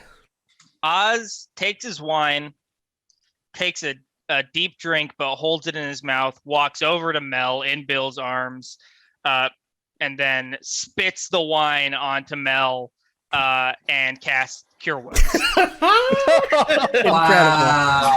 Wow. What an uncomfortable and hell awkward of a thing way to has just cast a happened spell. here. All right, Mel takes 7 HP. we all gonna get covered in wine every time we need to get healed. And spit, yes. So Mel wakes up sputtering in wine and blood. Bill, Spit. upon seeing her Good morning, conscious, sunshine. just pulls her in for a crushing bear hug. Just Okay, He and takes 10 damage and is back in Next death time saves. we need a better plan. Arlo, you're up. You have I'm gonna- no spells. I'm gonna move up real close to the Kenku that's trying to get away, Uh-huh. I'll and let you get away just from to spite it, I'm gonna use Hex on him. Okay. Oh, yeah. Okay. All right. So it is hexed. You can give it disadvantage on a type of ability check. I presume you would like to use strength to give it Yes. disadvantage on athletics checks so it can't get over the fence. oh man, that's Okay. so and then- rude. What is it? Let me ask you this. And then What does just it watches look it try to like? What climb is over the what does fence. Arlo do and or say when you cast hex? How does that happen? As I'm walking towards him with anger that got down some of my friends, I just go and I just hit him in the back of the head with a glowing hand, I should say. And as soon as I hit him with the back of the head, he starts to kind of glow in the back where the hit was. Yeah, that's So amazing. that's what- Yeah. So It's I also think just this shriveled a little sort of translucent kind of gold and fiery fox flame. It sort of it wraps itself around your hand, and as you backhand the man or the Kenku across the back of its hooded head, the flame transfers and begins to wreath around the head of the Kenku as your hex takes effect. That's your bonus action. So you still have an action. Oh, okay. I thought that was all right. I'm gonna just try to let's see. Make it a 10. Give him the business. Give him the business. Stab this motherfucker. I guess I'll use my dagger to. All right, let her rip. Oof, with a 10. No, I'm going to say because it's trying to climb up and get away from you, I'm going to give you the 24 with advantage. Go ahead and roll damage on that. Just the circumstance, it's trying to scramble and get away. I think you'd have advantage on that. He can't 5. handle the smoke he's about to get. That's right, Big Mike. Can't handle the smoke. All right, that's 5 piercing damage. Go ahead and roll your necrotic damage from Hex as well. It was a 1d6. It's 1d6, right? Yep.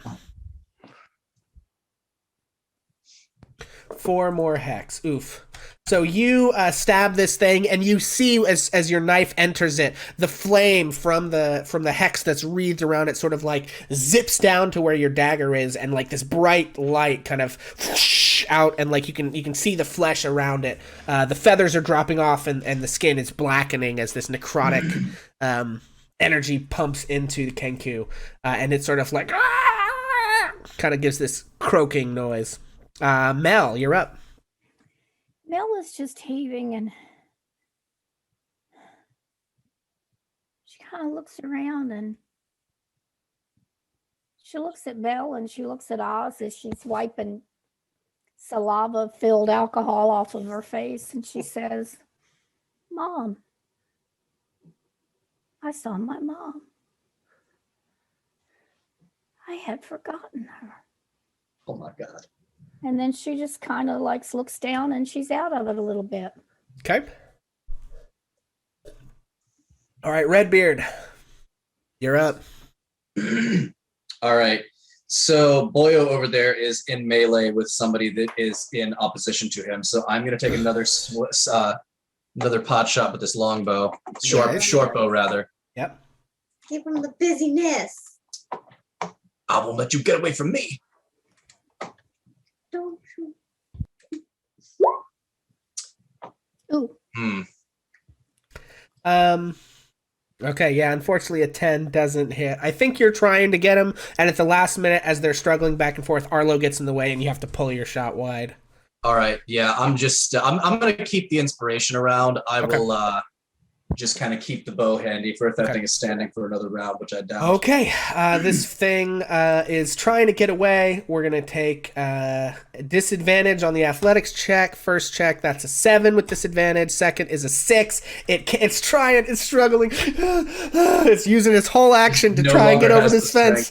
And you hear it kind of it burbles out in a voice that you haven't heard that says, "Help me, not again." And I think it's just you hear it in Bill's voice, just say, "Not again, not again, not again, not again." That's creepy. As it's trying to get up, but it can't. But it's a perfect imitation of Bill's voice. We need to purge these things from existence. For sure. Having Kenku pogroms here in Waterdeep Dragon Heist, folks. Right. We need to find the others, and then we need to find the rest of the turn. Okay, but it cannot get over the fence, and that brings us to Bill. Bill, hearing his own voice from across the courtyard, snaps his head, sees the Kenku, and immediately flies back into a rage and charges headlong at it. DM question. Yes. It looks like Bill's about 35 feet away. Yeah. Can I make a leaping tackle at this thing? Yes. I will allow that. Yes. All right. Poor Kenku, they say in chat. Yeah. Before he does, can I move out of the way? No, No, I think no, you I think can't. this is happening. Let it happen. This is where I'm Stop the gonna stream. die. This is where I die. All right, go ahead and make an unarmed strike for me. Okay, unarmed strike. Oh gosh, do I don't. It's think I going to have be math just for your that. strength plus your proficiency. I can add an unarmed strike for you if you want. Yes. Or I could just roll a strength check and then we can. Add your proficiency. Yeah, whatever you want to do. All right. There's a strength check. Okay, 13's exactly what you need to hit. So that is going to be 1 plus your strength mod plus 2 because you're raging. So Okay, so 1 plus my strength mod plus 2 plus plus, yeah, because it's your So- rage damage, right? So oh, it's I don't have to roll. It's you just don't flat roll anything. damage? So unless you're a okay. monk, your unarmed strike is always 1 plus your strength mod plus, and then in your case you get extra rage All right, damage. so that's going to be 6 points of damage. My God, that you needed 4. So describe to me how this running frenzied tackle from Bill kills this poor Kenku, who clearly didn't know what he was getting into. Poor guy. So That moment he knew he fucked up. I mean, he shouldn't have used Bill's voice. I think that's the lesson we all learned. Yeah, Bill doesn't handle cognitive dissonance well. So Deadly not. Am I gonna get scarred from this? Maybe you get to witness Let's the horror up find close and out. personal. So Bill having since let go of Mel, who is now regaining consciousness, hears his voice and immediately has a fight or flight response, and his choice is fight. So he flies into a rage and he takes off charging like a linebacker, trying to just charge headlong, and he squares his shoulders and he leaps, reaching his arms out, and catching Arlo, because he's about 6 feet in the air. So he's catching Arlo with his arm around Arlo's shoulder, and together they come crashing into the Kenku, No. just smashing his tiny little leathery befeathered body up against the wrought iron. Yeah, and I think it's like doing this, and you hit it, and like it hits the wrought iron, and you hear this sickening snap of its brittle, hollow bones. bird bones as its shoulders like touch in the front, and then it just slurps. He just like through- wedged it it just into the fence. slurps through the fence and lays on the ground, not moving. Well, looks like he finally got over. He finally went through the fence. Yo, All he needed was a little help, you guys. Oh my God. Exactly. Jesus! All right, every one of you Just beautiful little nudge. bastards, take inspiration for the RP in that combat. Whew. Seems appropriate. All right, well, that takes us out of initiative order. Oz casts Cure Wounds on himself. He takes a deep drink of his wine. That was shitty, and I mean shitty wine. I'm surprised you're able to even handle that. As I yelled that across the courtyard into the house. I told you all to be quiet. And I almost died. Mel almost died. Mel! Okay, guys. So I'm gonna go ahead and investigate this building. Does somebody want to help me so that I have advantage on the check? Let's find Floon. Come on. And yeah, Oz is going to give the help action. He's going to light I'm- a torch. And, I'm going to combine all the dancing lights to. It says here that I could combine them all to make like a glowing, vague human form of a medium size. Whichever form you choose, each light shows it. Combine all form, yeah, to make a glowing, vaguely humanoid form. Okay. So does it if say somebody it is gives up helping more me light look- when it does that, or how does that work? What? Does it say anything about giving off more light when it does that, or no? Okay, so it says you can also combine the 4 lights Uh-huh. into one glowing, vaguely humanoid form of medium size. Okay, but it doesn't say like when you do this, it creates additional X feet of light or anything like that. Mm, Okay, so it doesn't get any brighter. Okay, so yeah, it's just all concentrated in that one spot. Okay. Oz lights a torch and is like, "Let's go find Flo." Okay, Oz lights a torch. Torches, bloop, emits bright light for 20 feet or- and yeah. dim light for 20 feet, yes? Yeah. Bloop, there you go. Okay, so since I've got help looking, I'm going to make an investigation check with advantage. Yeah, go ahead. Let's check out that body. Okay, well, here's what I'm going to do. I'm going to And take out this the- dynamic lighting so you guys can see everything in here. At least that's not hidden behind a door. So that'll make things easier for you.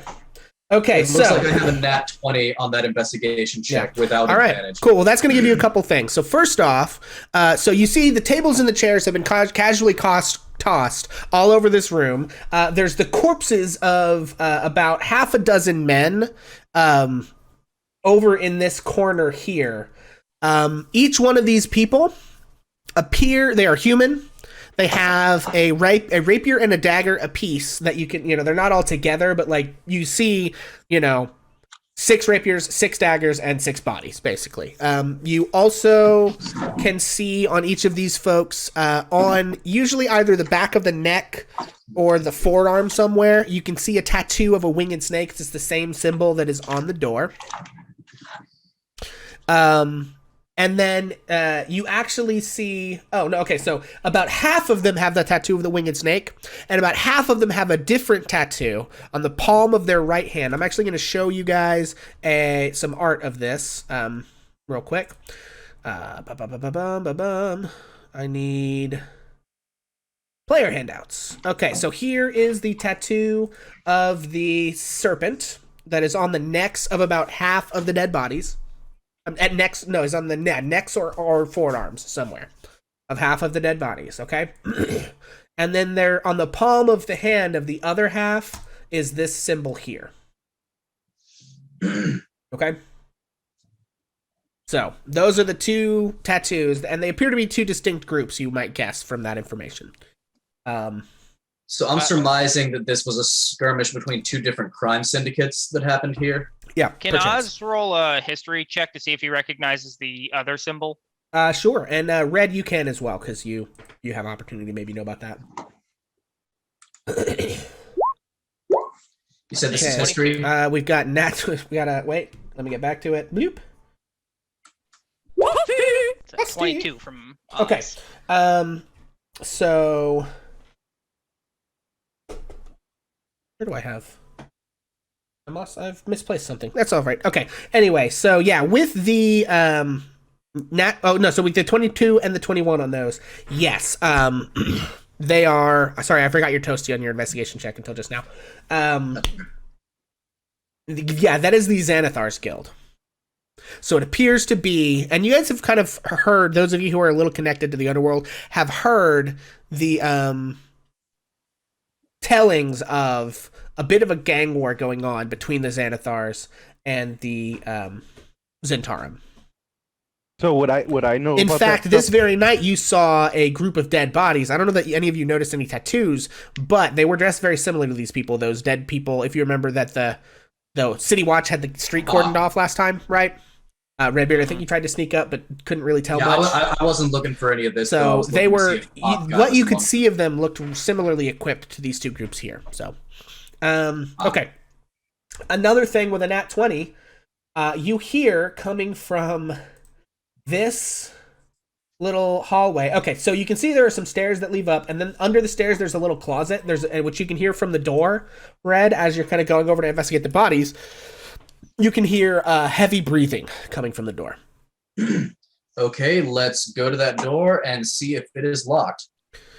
It is not locked. Let's go ahead. I'm going to draw my short sword and I'm going to open And you that actually, door. yeah, so the door is kind of hanging loosely on broken hinges. You can certainly pull it open. Oz and- gets his rapier out. Okay.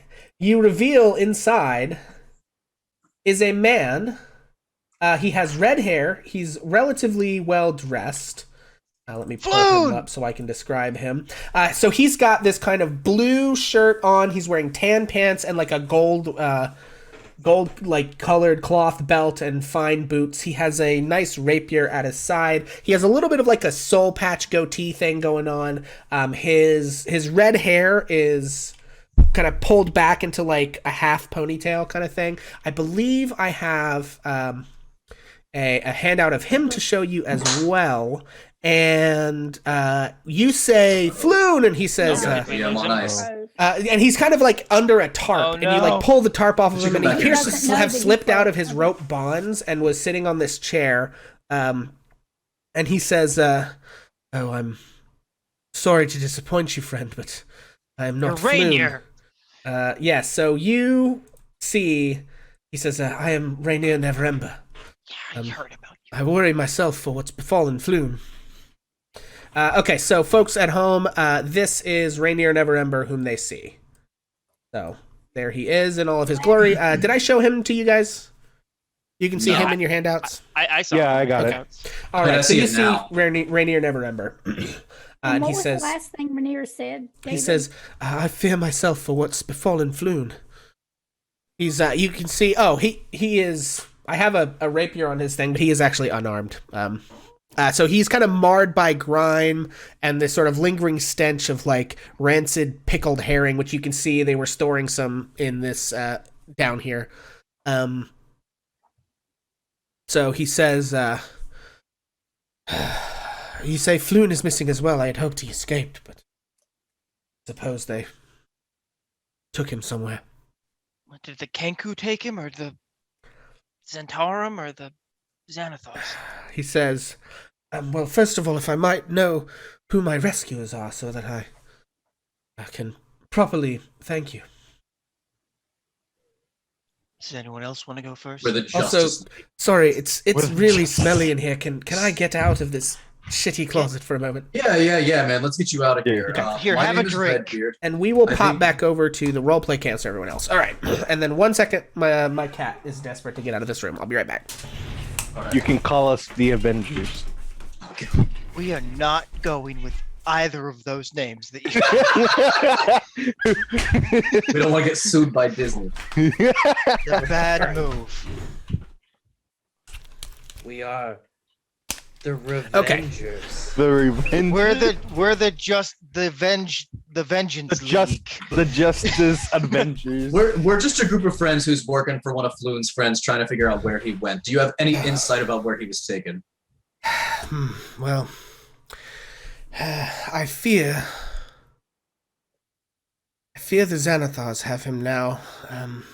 I feel so guilty. I think they mistook him for me. We do look somewhat similar, and the Zentarum think that my father embezzled a large amount of gold while he was Open Lord of Waterdeep, and that he hid the dragons somewhere in the city. They think they can find it by using an artifact called the Stone of Golor.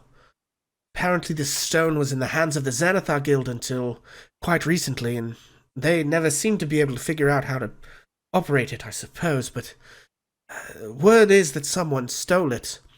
I suppose the Zents must have thought I knew something about all of this, but I don't. My father and I haven't spoken in years. So I think the Zentarum took us both a few nights ago.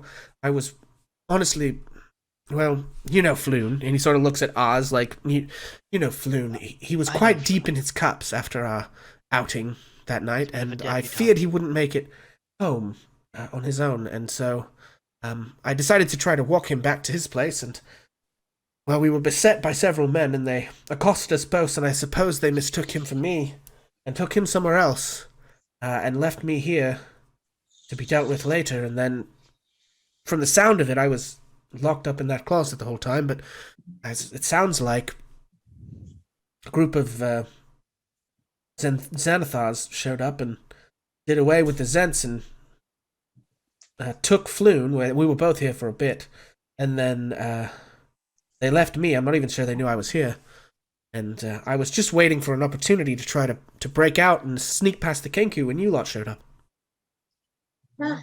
Lucky for that. So you're telling me All these little chicken guys is Xanathars? Yes, Xanathar is widely known to you. Employ quite a few of the non-human elf, dwarf, halfling, or gnome criminals in the city. If you, You could just use the general term humanoid. well, I mean, I don't know. I'm just, the Zentarum tend not to deal with those folks, and Xanathar, they're one of the few places they can easily find enterprise here in the city, I suppose. It's not pretty, but I'm not in charge, so. I you have think a- you could call us the mediocre muddle ups. That's who we are. Well, listen, you lot look like you've been through hell, but you've saved my life. But don't sell yourself short, eh? So, do you know where the Xanathar headquarters is, where they might have taken Mr. Floon? Unfortunately, I don't. You may have to ask around. It's people here see things. I suppose if we do a little bit of digging, we may be able to discover what's befallen him. How about we all go back to the inn? We can all talk there because honestly, we're all tired. A couple of us got down, and we can talk more about this later. Yeah. And you really Thirsty need to Throat is take a right down the bath. road. You smell Yeah, really you probably bad. want to take a bath before you go back to the missus. As I pick up my The head, missus, he says, no, I Not you, Skull. don't find him. myself oh, currently entwined, let's say, in such a way. Really? Been meaning to get to that, but this always seems to be something else of import to do. Well, Bill, do you think you ought to look at those dead bodies to see if there's anything on them? I don't think I want to. Oh, sure. I mean, pocket's a pocket. Okay. Yeah. Oz, you said they all have daggers? Yes, so each of the bodies has a dagger and a rapier. So there are 6 daggers and 6 rapiers available. They're all just kind of, mediocre, middle of the road, not any better or worse than anything you guys might have on you, but you're free to take. You may be able to sell them. A Oz pocket's a pocket. snatches 2 daggers. Snatches 2 daggers. Okay, you can add those to your character sheet. You should be able to just Mel pull them grabs off the of rapier. Yep. Mel grabs a rapier. Okay. So in the midst of people investigating the corpses and Beatrice trying to hit on Pretty Boy over there, Gray is going to slink off into the night. Okay. Okay. Then he just All right. disappears. just Like gone. Batman. Well, goodbye, Around Gray. and he's gone. Gray slinks off into the night. Okay. Long about the time Gray disappears, as you guys are looking around in here, you hear outside a great number of boots approaching. Oh, it's the guard. I have an idea. Let's leave. And in the courtyard, those you can see through the window, just so many guards, so many guards. And one steps close up to the door and says, "What is this guy's name? It's ridiculous, I promise you." Oh, it just says veteran. Okay, hang on 1 second. Let me, because this guy, I gotta know what his. As I snuck away, would I have seen these individuals approaching the building? Probably, yeah. I mean, they were not hiding. They were just like chunk, chunk, chunk, chunk, marching down the road. Out of the way, city guard coming through, that kind of thing. Yeah, and do you, before I jump into when they arrived, did you have any response that you wanted to have to that business or of them showing up? I'm gonna so I'm basically running off to do some investigating, vigilante stuff. But once I see that happening, I'm probably just gonna take up hiding near the building somewhere and watch to see what happens. Okay. Yeah, so I'll say, let me find your character sheet. Bloop. We'll grab Redbeard. Wait, how did they get? Did they get into the courtyard? Yes. Did they all jump? No, Probably they busted the door down. you heard the them all together break the door down. And Red, we'll say that you kind of hide in the corner here by the thing. One of them approaches the edge of the doorway and says, "Hail! This is Eustace Staggart of the Waterdeep Guard. Who goes there?" Leave this to me, everybody. And Oz walks out. What did you say his name was? Eustace? Eustace. So it is Eustace Staggart. Staggart. Eustace Staggart. Cool. I misspelled it, but that's fine. I don't have time. Oz walks out and is like, "Hail, Officer Eustace." Okay, and as you kind of walk up, the guards sort of start like mushing into the room, looking around, and they basically come up and stand near everybody, right? So they kind of, Redbeard, you were over there, right? Okay. I had two of you for some reason. Bill- Okay, Bill is- so Bill's there's at least pushed his one way guard towards near you. everybody. Just like they haven't like grabbed you, they're not attacking or anything, but they are certainly all kind of around, securing the area, investigating the bodies. Like they just set to work, I am keeping my hands where they can see them. and Oz and has his hands out. yeah, And and smiling Eustace says, politely. "You there? What's your business here? We've heard a disturbance in the area, and we're dispatched to investigate." Yes, we were contracted by a man named Volo, adventurer and author. You may have heard of him at the Yawning Portal to find a missing person, Floon Blagmar. We tracked them to these whereabouts. However, it seems we ended up arriving in the middle of a bit of a scuffle between between Xanathar's guild and the Zentarum. Is Rainier still here? Yes, he is still here. I deleted him, but he is still hanging around. I guess I If can you pop look over to the there- map so that people can see kind of what's going on. If Okay. you look right there, you'll see Rainier Neverember. He was also taken alongside Floon. But Yeah, it and- seems that Rainier comes up beside you. Floon unfortunately was mistaken for a lookalike, a little bit of a parent trap situation, you could call it. And they took Floon away. We were lucky to show up in time to help our friend Rainier. He says, you see it when he sees Rainier, he kind of like straightens up a little bit, kind of puts his shoulder back, his chest out, and says, "My lord Neverember, is this true?" And Rainier says, "Yes, my lord is, I'm sorry, no, he doesn't say my lord, he says, yes, Captain Eustace, as far as I understand it, that's what's happened here. I myself was accosted a few nights ago. Time has been hard to track in this place, but I was dragged off by some members of the Zentarum, and my friend Floon Blagmar was taken elsewhere, I believe by the Xanathar's Guild, who showed up in search of God knows what. I think they meant to, I don't know, extract information or ransom from me, although they can't have hoped to get much out of that, because, as you well know, my father and I are not on the best of terms at the moment. But nevertheless, I'm sorry, I didn't catch your name." He sort of looks at Oz. Ozymandias Buckshank. "Oh, I did not catch what Ozymandias Buckshank has told you is the truth as far as we currently understand it." And he sort of, kind of looks around and says, and one of the other guards sort of like, who was over here investigating some of the bodies, kind of comes around and says, "Sir, we've investigated the bodies, sir! They appear to be a group of Zentarum and a group of Xanathar's Guild, sir!" And Captain Eustace says, "These bloody gang wars. They're tearing up the streets, I say. Best, I suppose the evidence points in your favor, and of course, it's far be it from me to question the word of a noble such as Rainier himself, so we're not well acquainted, but his reputation precedes him. I believe him to be an honest man." Mel speaks up and says he smells really bad, but he's very nice.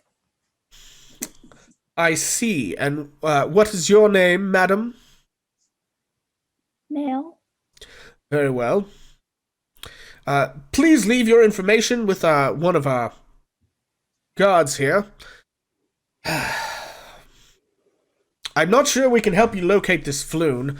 We just don't currently have the staffing necessary. With this gang war going on, just this night, a few blocks away, there was another incident, and I've had to pull people off of watching some even known hangouts of criminals just to deal with the violence in the streets.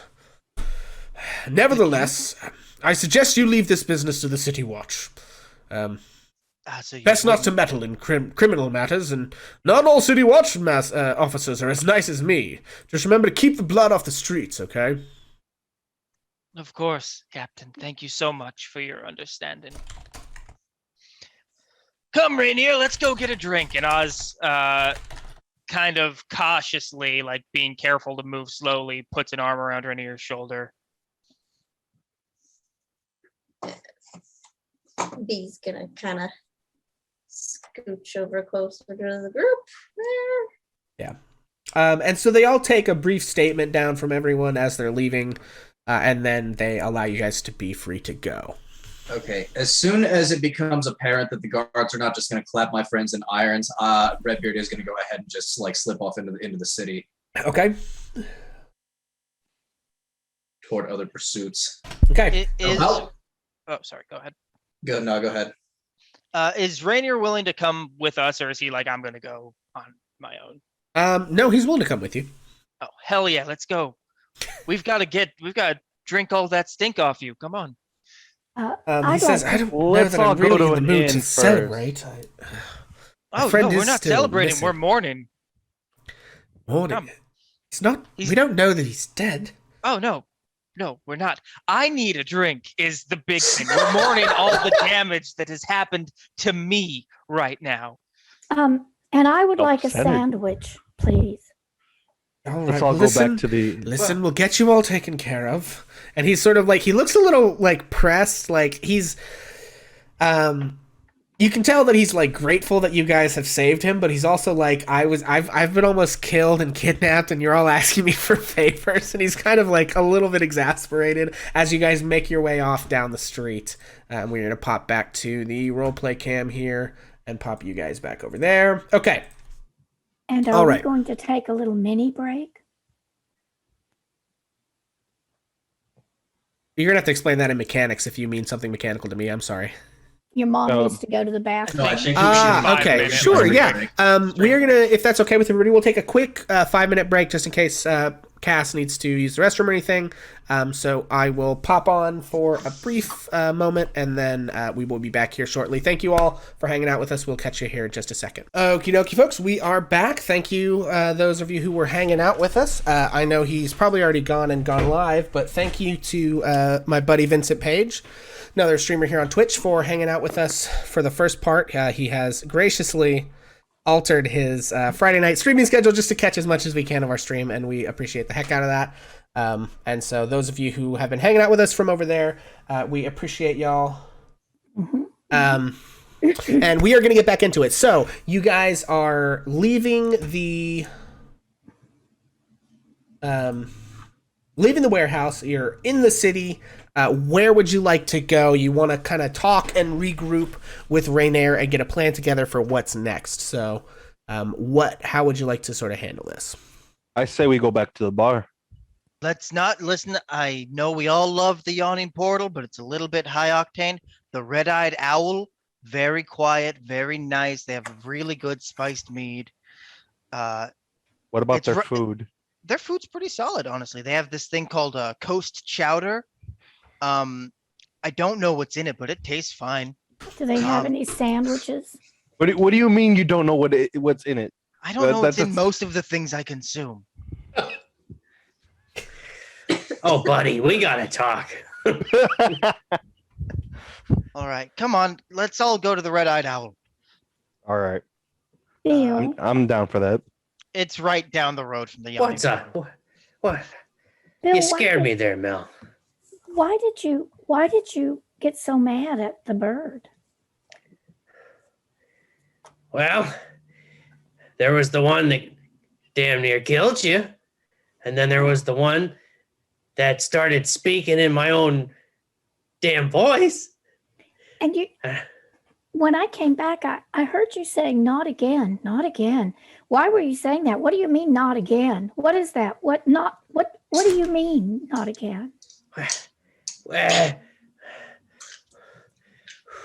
I couldn't lose another one.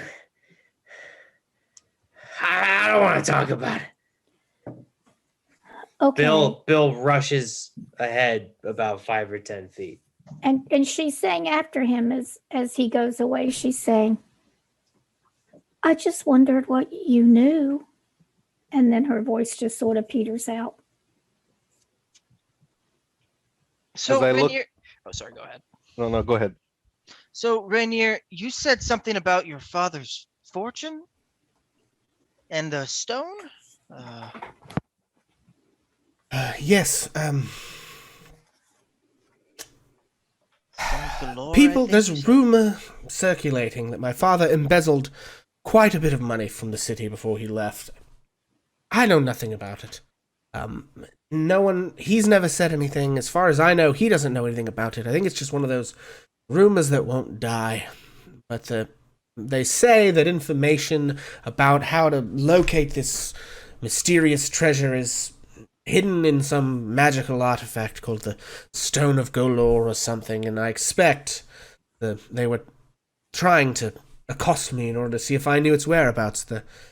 What they say is that the Xanathars Guild had the object for a long time and couldn't figure anything out with it, and then it's been gone missing and is up for grabs or something. I don't know.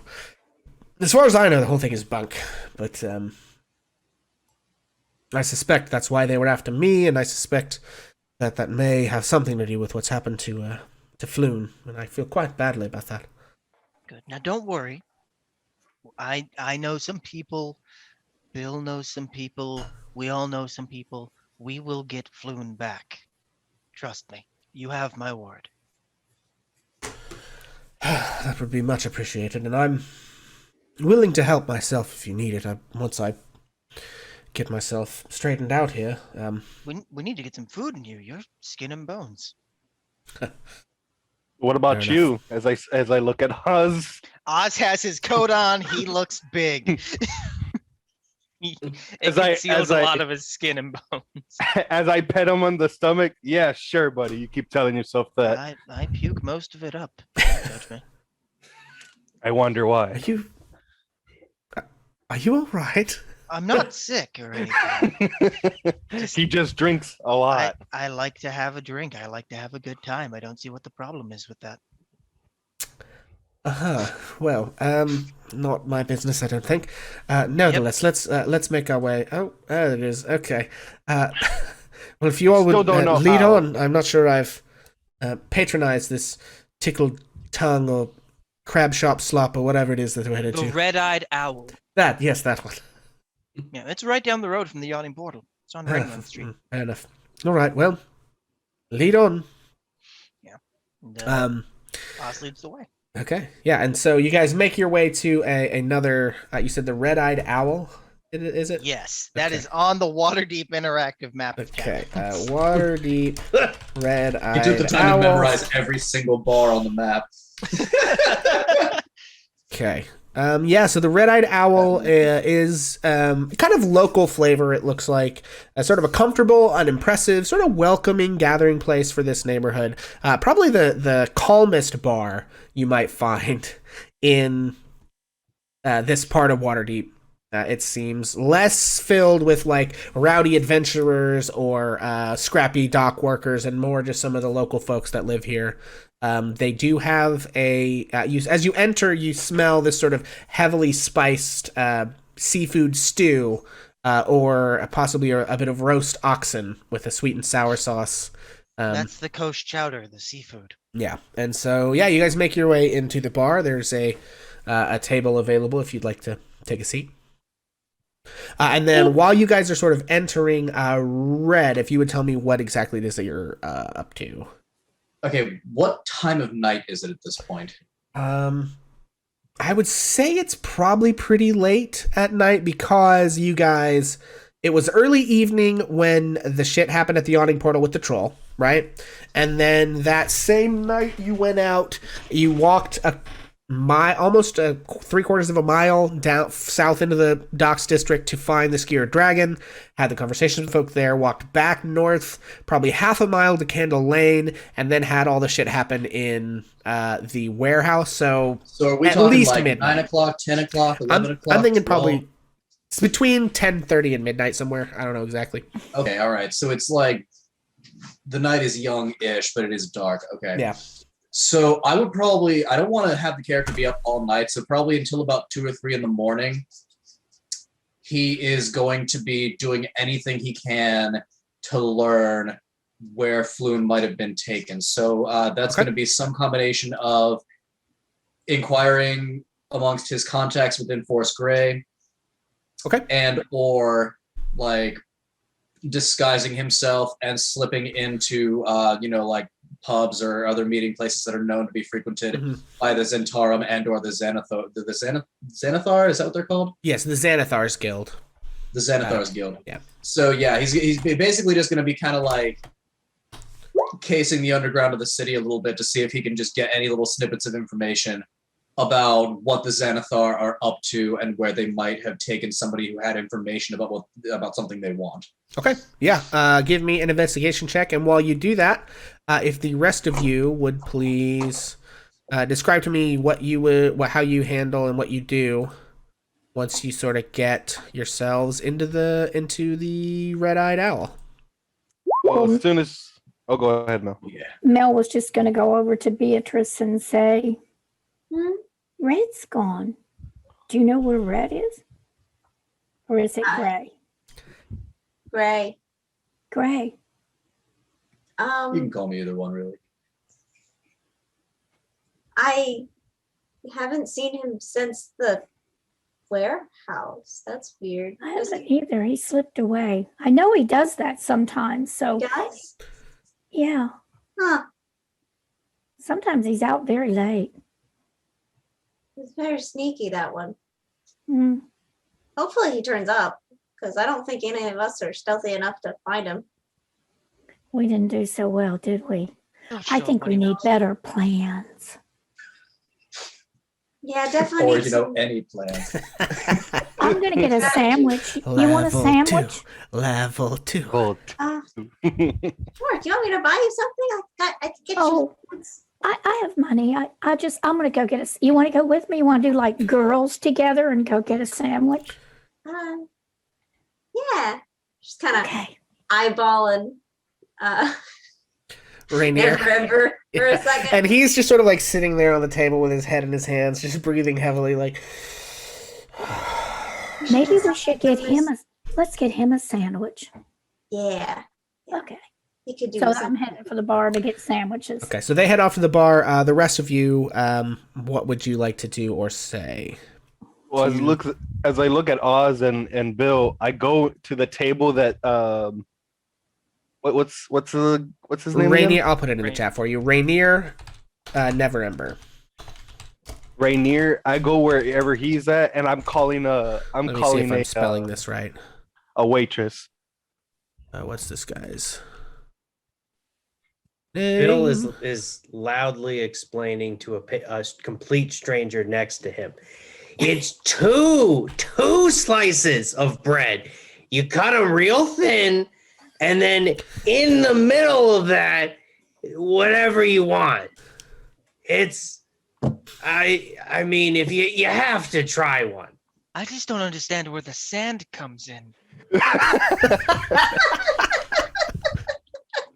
Yup. There they are talking about sand What and does witches it have again. to do with sand or witches? Witches?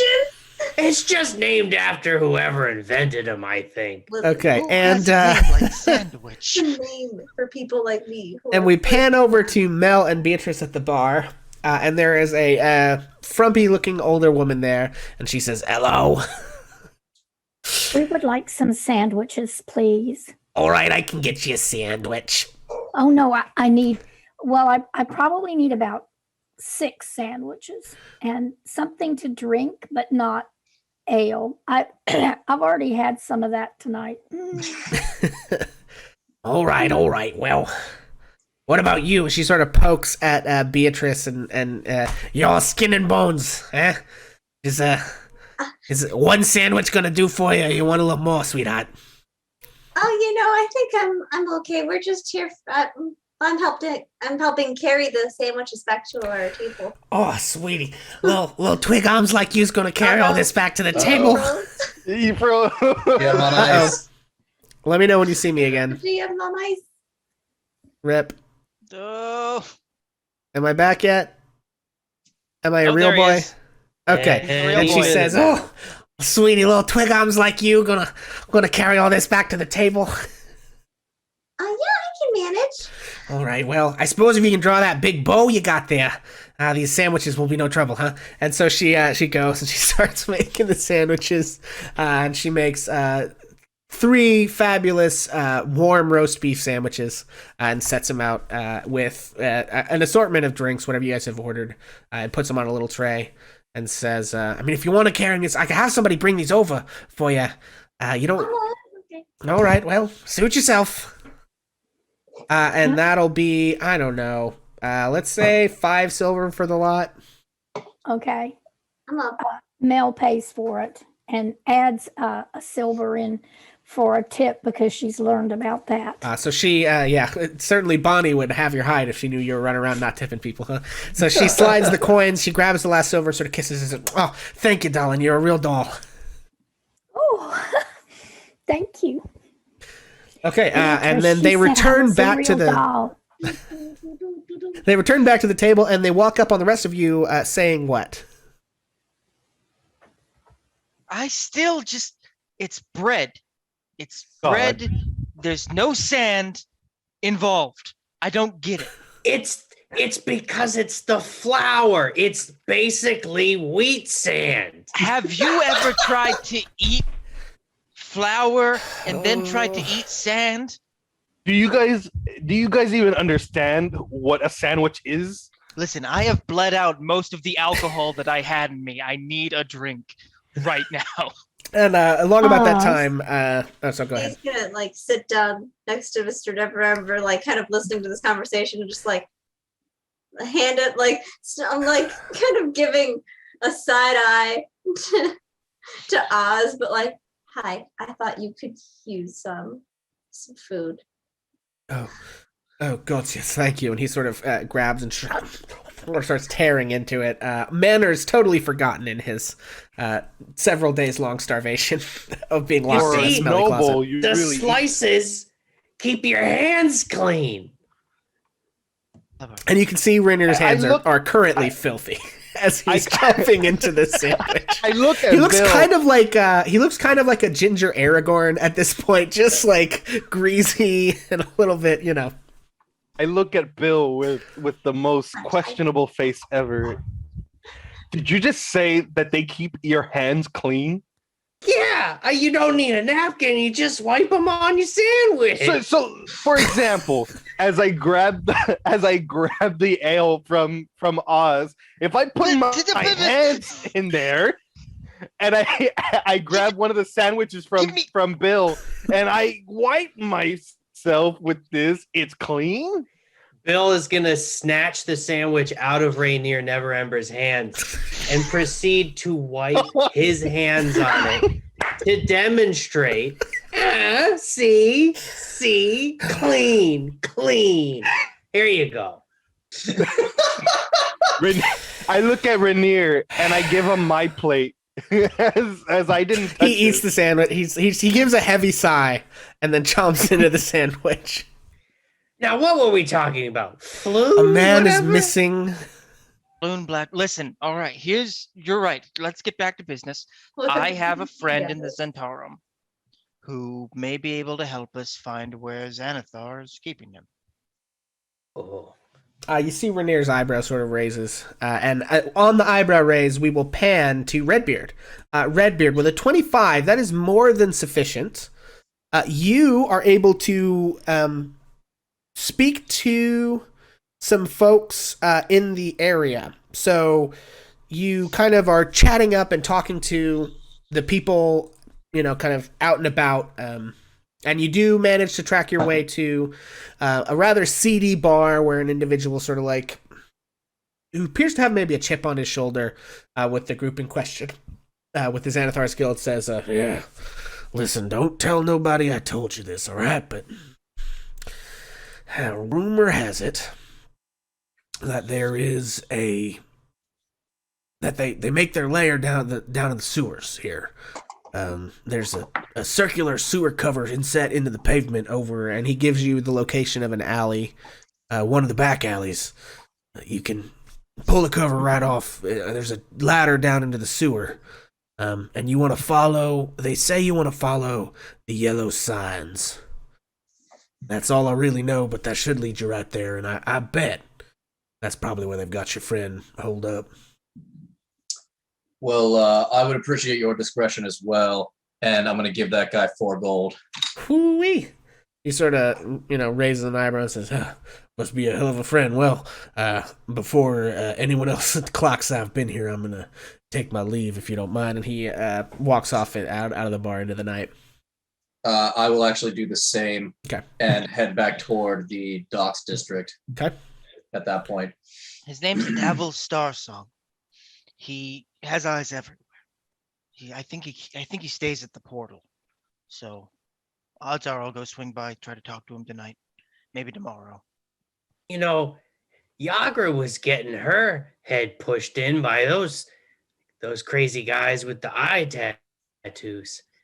And yeah. the eye tattoos in question are identical to the tattoos that you saw on the hands of those other folks.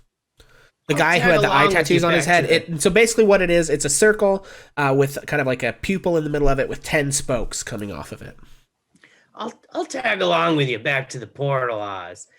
But 1, to keep you from spending more money drinking, and 2, so you actually spend time getting the answers we need. Well, first, I'm not going to spend more money at the portal. I'm going to buy a bottle here. 2, I'm going to get the answers. I'm going to find out where to go, and then I'm going to go to bed because I almost died today. If they're headed to the portal, they might run into me there because that's the same direction I'm headed. Okay, Arlo, go ahead. Oh, I'm gonna go with them too, so they don't screw anything up. Knowing Bill and Oz. Rainier sort of looks at Beatrice and says, "Are they normally this competent? Yeah. Like this exact level of competence?" Yeah. Right. I'll come with. And he sort of like unwinds himself with a groan, and you hear like some joints popping as he sort of gets out of a table and makes to head along with you guys. Join us at the Blue Door. We'll have a sleepover. Are you injured at all, Mr. Neverember? Do you need any He says, "Well, I'm certainly not in my best fighting shape, but I believe I'll be all right. I've had a couple of days, I'm hungry, certainly, although the food helped, but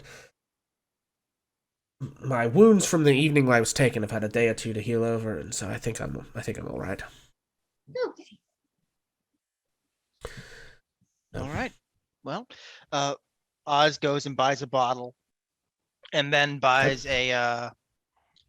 just a whole like big bowl of coast chowder. Okay.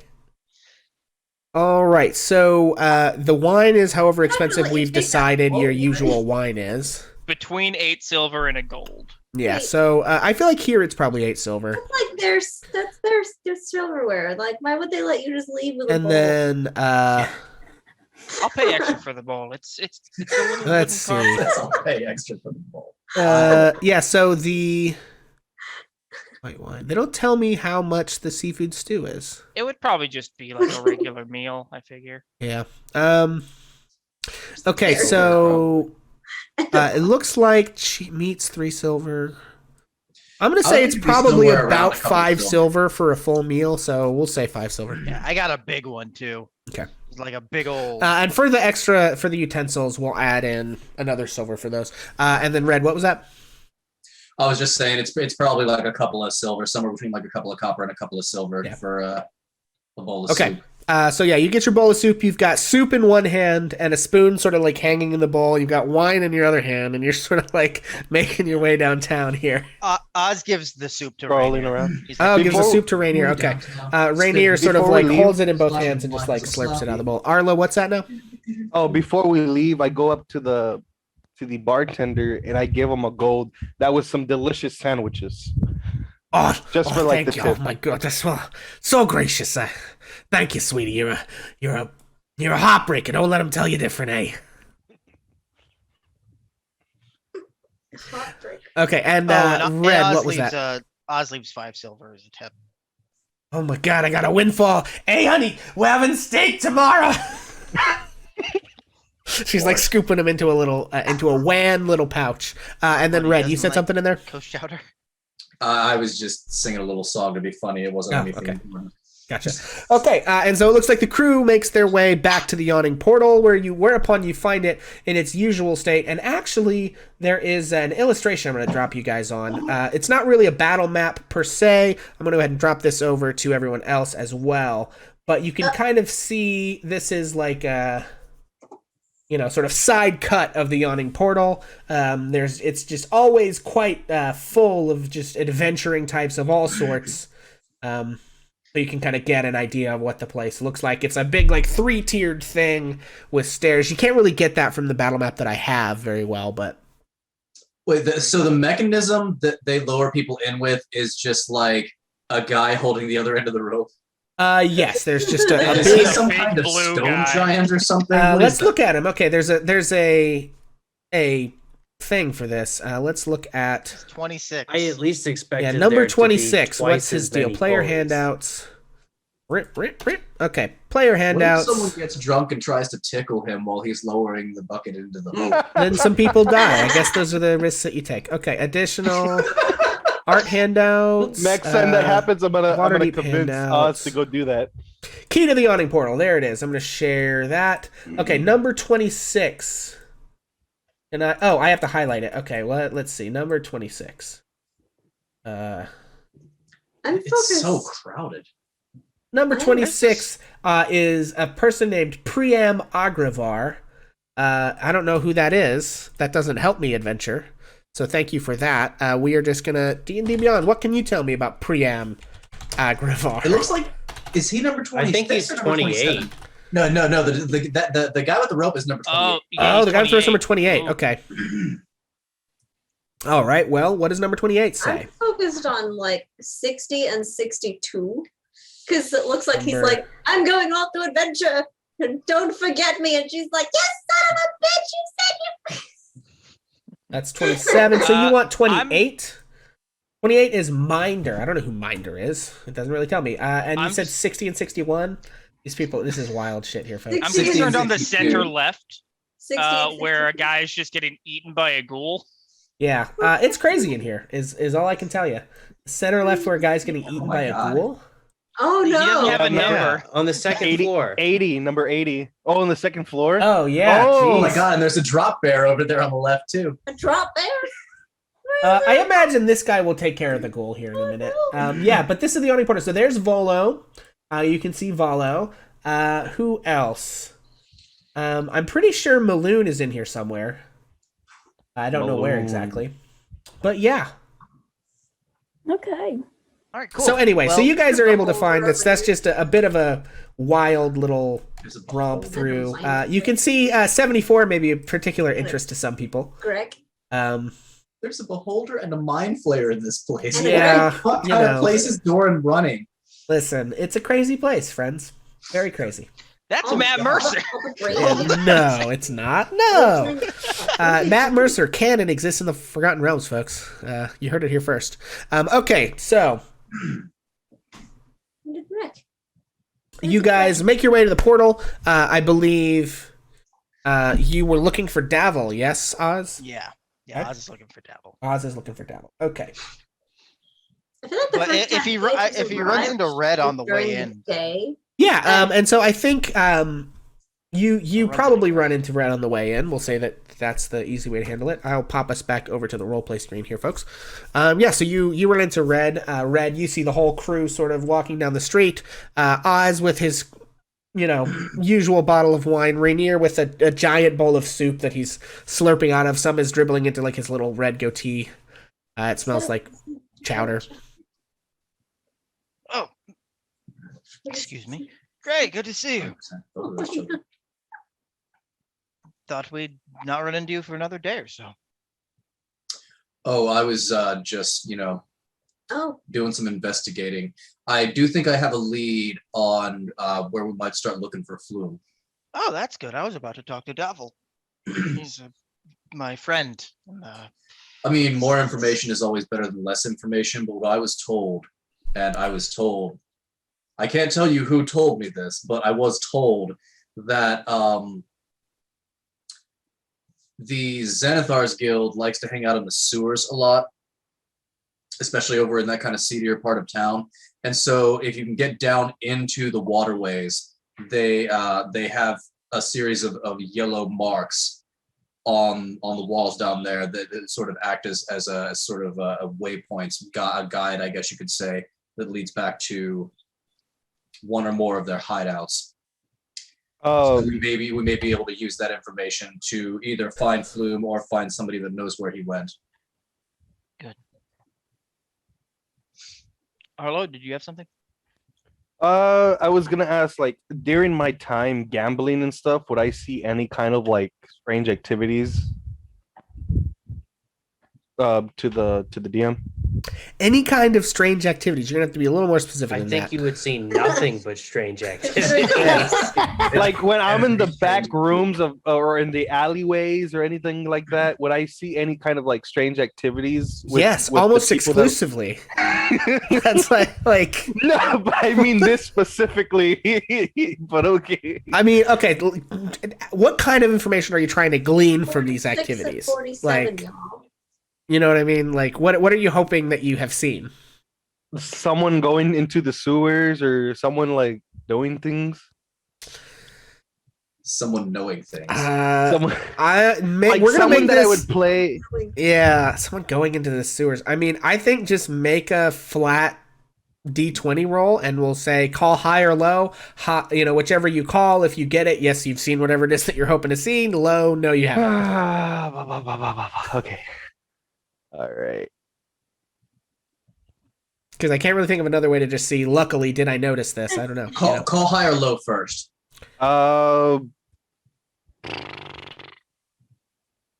Low. Usually low and low. All right, let her rip. Rolls a 20. 18. Okay. Yes, unfortunately, nothing rings a bell. You've seen a lot of weird stuff, and you probably have a catalog of it that's burned into your brain forever. But Nobody entering or leaving. nothing sewer related, thank God. And you kind of are maybe glad of that, even though it's not necessarily useful in this circumstance. 46 and 47 is just is he about to? Is that a small child? And is that a guy wielding a knife? It's probably a halfling, and that appears to be a dark elf assassin who is probably looking at one Drizzt Do Erdin here. Oh, I would imagine. I think this is Drizzt and Catti-brie and Wolfgar and Gwenwivar all at this table, I would assume is who that is. oh, For those of you who are familiar with those novels. okay. Yeah, I All couldn't right, tell now- where I was looking, and I was like, is he about to? Yeah, Now, that guy doesn't Oz, look- you were looking for Davil some doesn't- fellow, weren't you? Yes, I'm looking for Dav. Now, I do want to let you all know Davil is a master of negotiation. Literally, I think it's his position in the Zentarum. So he can talk circles around probably any of us, including me. But he might know something, and me and him get along pretty well. So we might have something mutual to gain. I know a little bit about the sewers. There we go. I have actually been in the sewer, and I have seen the yellow signs, and it stinks down there. That's all I know. It Stink does makes stink. sense. That I don't makes like to sense. broadcast this, but when I first got to this city, I was in a bit of a rut, I guess you could say, and so I've lived and slept in some not so savory locations as well. Been there very recently. Anyway, let's find Davil. And Oz goes and looks for Davil, either if he's at like the bar or if he's in his room. Okay. Yeah, so you are able to find Davil. I will pop up. I should have a handout for Davil. You see. Yeah. Bloop. There they are. Davil is a elven man with sort of long, flowing kind of reddish blonde hair, pointy ears, high cheekbones, dresses in sort of flamboyant blue and green and gold clothes, has a lute slung across his back, high, calf-high boots, and a dagger out his side. And you approach Oz, and Davil sees you approach. He's currently talking to another person. Seems to be like a gnome, and the gnome is like standing up on like a really tall stool, and Davil is sitting down. And he sees you approach, and the gnome sort of looks and sees that you're coming up to talk to Davil and says, "Well, thanks for the info. I'll be on my way."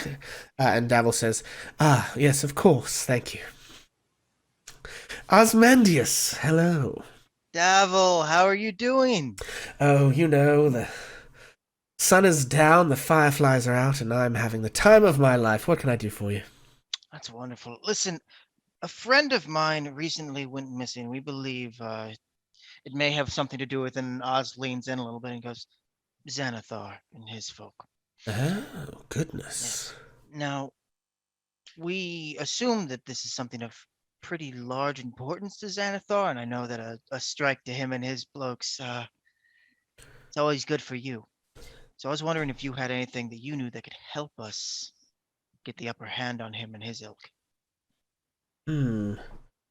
Well, that's a tough one. I may know something, and as you're probably aware, we're currently on the outs with old Xanathar himself. Nevertheless, information like that doesn't come free. Of course. I find myself currently... And he sort of gestures expansively around. He says, let's just say my pocketbook is about as full as I might want at the moment. Perhaps a favor in the future. Now, Davil, we are friends. Oh, of course. I wouldn't. You wound me, Oz. I wouldn't presume to impose upon you graciousness overmuch. All right. Okay.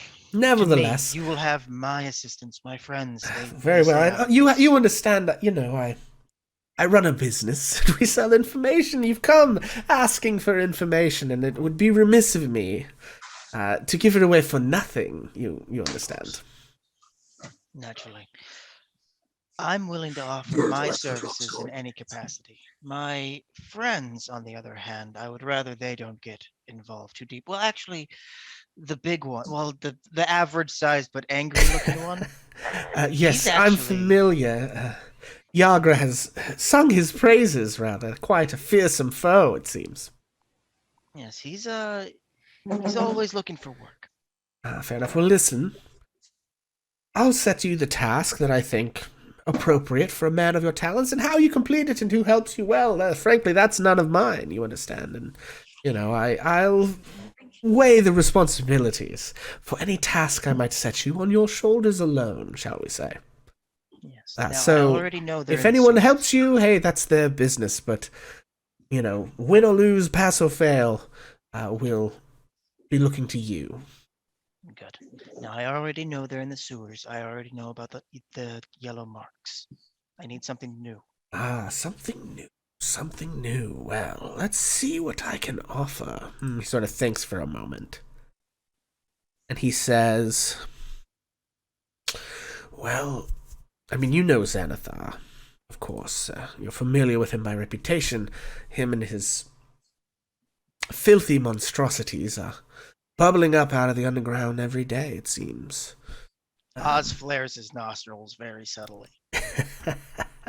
And he says, they have... I have a little bit of intel on the place. Quite hard come by, you understand. What I hear is that there are... When you come close to that hideout in that particular part of the docks, there's a roundabout sort of thing. And the word I have is that they've set at least 2 of their men to watch through arrow slits, so you'll want to be quite careful there. The only other thing I can tell you is that the whole operation is run by a half-orc named Grumshah, who I have on quite good authority is a mediocre spellcaster at best, but does pose a bit of a threat to the ill-equipped. Understood. I appreciate your help. Well, certainly. Hey, let's drink to the Xanathar's demise, shall we? Cheers. And he, sort of quaffs off. Now, if you'll excuse me, I do have some business to attend to. Of course, I have a long day ahead of me. I'm sure you do. All right. See you soon. And Oz walks off. Okay. So Bill would like to find Yagra. Yeah. Okay, so I think, Bill, you come across Yagra just as she is spiking some unfortunate man's arm down into the table, having just won an arm wrestling contest, and she's sort of like, it's this big burly man. He has this like tattoo that kind of comes down his head in 2 like points and like flares, and there's this like web of lattice work going back down his neck. Not Xanathar's, not Zentarum. It's kind of its own thing. Just seems to be this guy's vibe or whatever. Bald guy, big bushy beard. He's like going red in the face. As you walk up, you see her sort of like, with her half-orc strength, sort of, her muscles, flex, as she just thugs his hand right down into the table, and then she stands up like, yeah! And you see the guy dances up. Bill dances up to the table, and he flicks the guy in the head. And you see the guy is just like red-faced and panting. And he like takes some coins out of his pouch and like slaps them down on the table and like pushes away and gets up and kind of storms off, and all of his buddies are sort of like consoling him and like patting him on the back, and you hear one of them say like, "Hey, listen, man, you knew she was a strong broad, okay? You can't get too sad about this now." And they sort of buy the guy a drink, and he sort of like angrily chugs it as Yagra sort of turns her attention to you. So Bill's gonna hop into the chair at the other end of the table where the guy who just lost was. Yeah. Okay. And he's gonna slap the table. He's gonna say, "Yagra, I need a favor, and I'm willing to wrestle for it." She sort of looks and sighs and cracks her neck, cracks her knuckles, stretches out a little bit, and she says, "Well, I suppose I can wrestle you for it." So tell me, the big baddies with the eyeballs all over themselves, the ones that gave you a good licking the other day? She spits on the floor, and Durnan goes, "Hey!" She's like, "Sorry." I need to know why they don't like you, and more importantly, where I can find them. She sort of takes the measure up and down and says, "All right, sure. I'll wrestle you for that."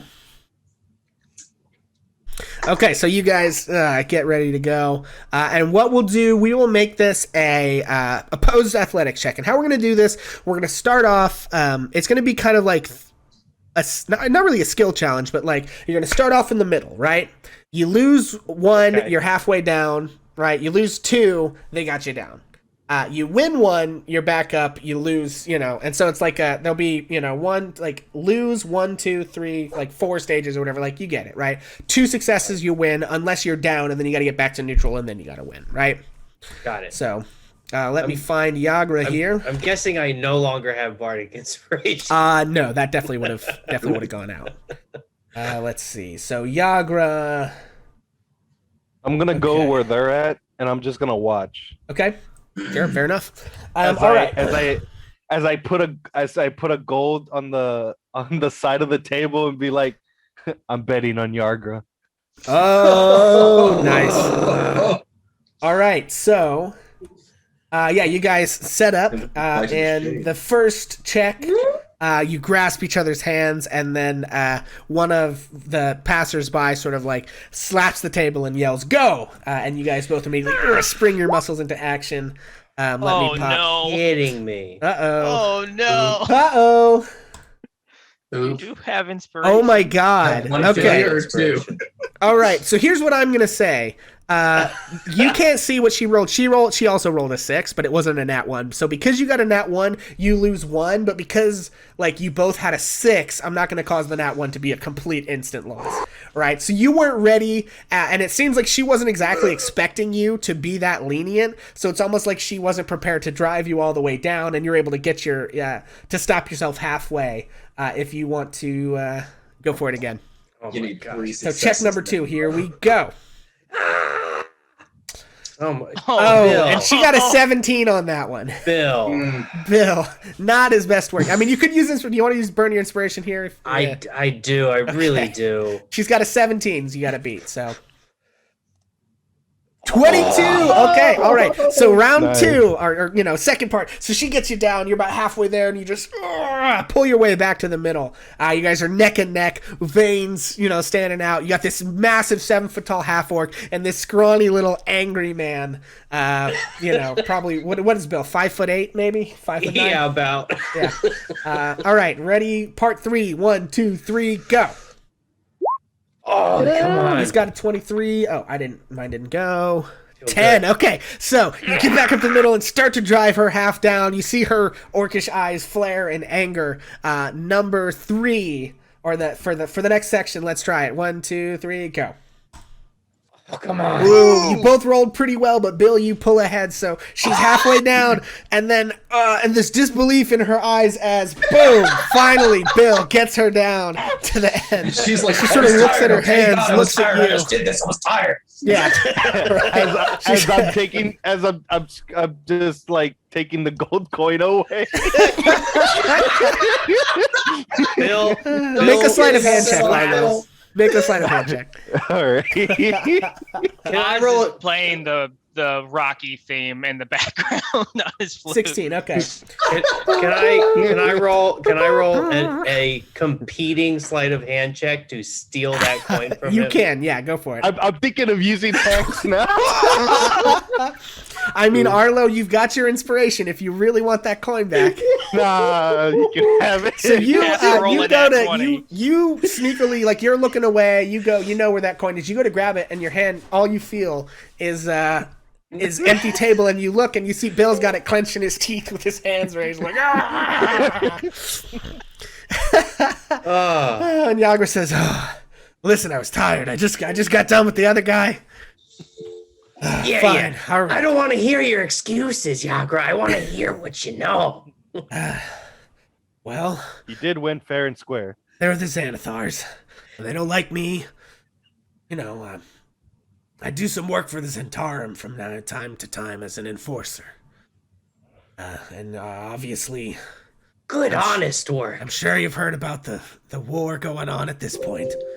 So, they were just trying to show us up the other night, and unfortunately I didn't have any of my boys with me, or it would have been a different story. So, Well, Yagra, next time, all you gotta do is ask. that's fair enough. Well, listen, I've been meaning to talk to. We'll catch up with this another time, but I've been meaning to talk to you. We may have work for someone like you. Listen, anyway. All I really know is they hang out down in the sewers. And I can tell you about that guy that I was fucking around with the other night. Well, I don't need to hear the intimate details. Nothing, come on. Oh, damn it. Give me 1 second to find that guy's name. I've accidentally closed the adventure on the tab where I need it to be. Bloop. There he is. Bill holds up the gold coin he snatched from Arlo. Hey, buddy, drinks on me. Nice. And he promptly hands it off to Oz. Yeah.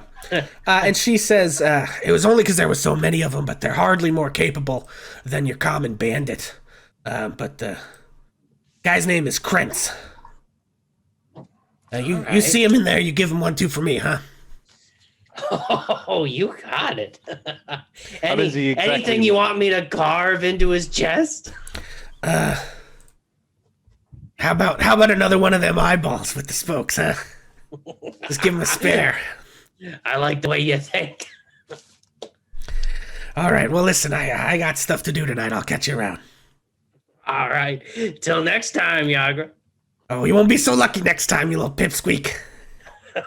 But I will be more angry. All right. Oh, man. Okay, so anything else anybody has going on in the Yawning Portal that you need to get up to? Mel would have ducked and wandered around looking for tables where people have left food and looking for Bonnie. Okay, looking for Bonnie. All right. Now, let's see. Do I have Bonnie? Got that. Do I have a... I do have a handout for Bonnie. Okay, you should all have Bonnie already, right? Yep. Okay, so there's Bonnie. Yeah, so you go and you track down Bonnie. Bonnie, did you get a chance to ask Dernan if I needed to work tomorrow or if I could be off? And Bonnie says, "Oh, well, now, listen, sugar, I'm surprised that your buddy didn't tell you that feller in the gray. Now, he done talked to Dernan. You know, them's a little bit tight, and well, he got you the next couple of days off, and I'm more than happy to cover the shifts. It's not a problem. You sounds like y'all got a lot going on, you adventuring types." Well, it's very exciting, Bonnie, but a lot of it smells really bad. Oh, well, you just keep your nose clean, sugar. Kind of like in here, Bonnie. Oh, and Bonnie sort of like somebody gives herself a sniff. You. Oh, well. I've been wearing this skirt I bought, Bonnie. Oh, it's a mighty fine skirt. I like it. It's blue. Yeah. I almost got hurt really bad, and I sort of lost track for a little while. Oh, goodness. I don't think we were very prepared for adventuring, Bonnie. I think I'm better cleaning tables than I am cleaning clocks. Well, Is that how they say it? I think it is. I mean, I saw what you can do the other night, and you know what they say, with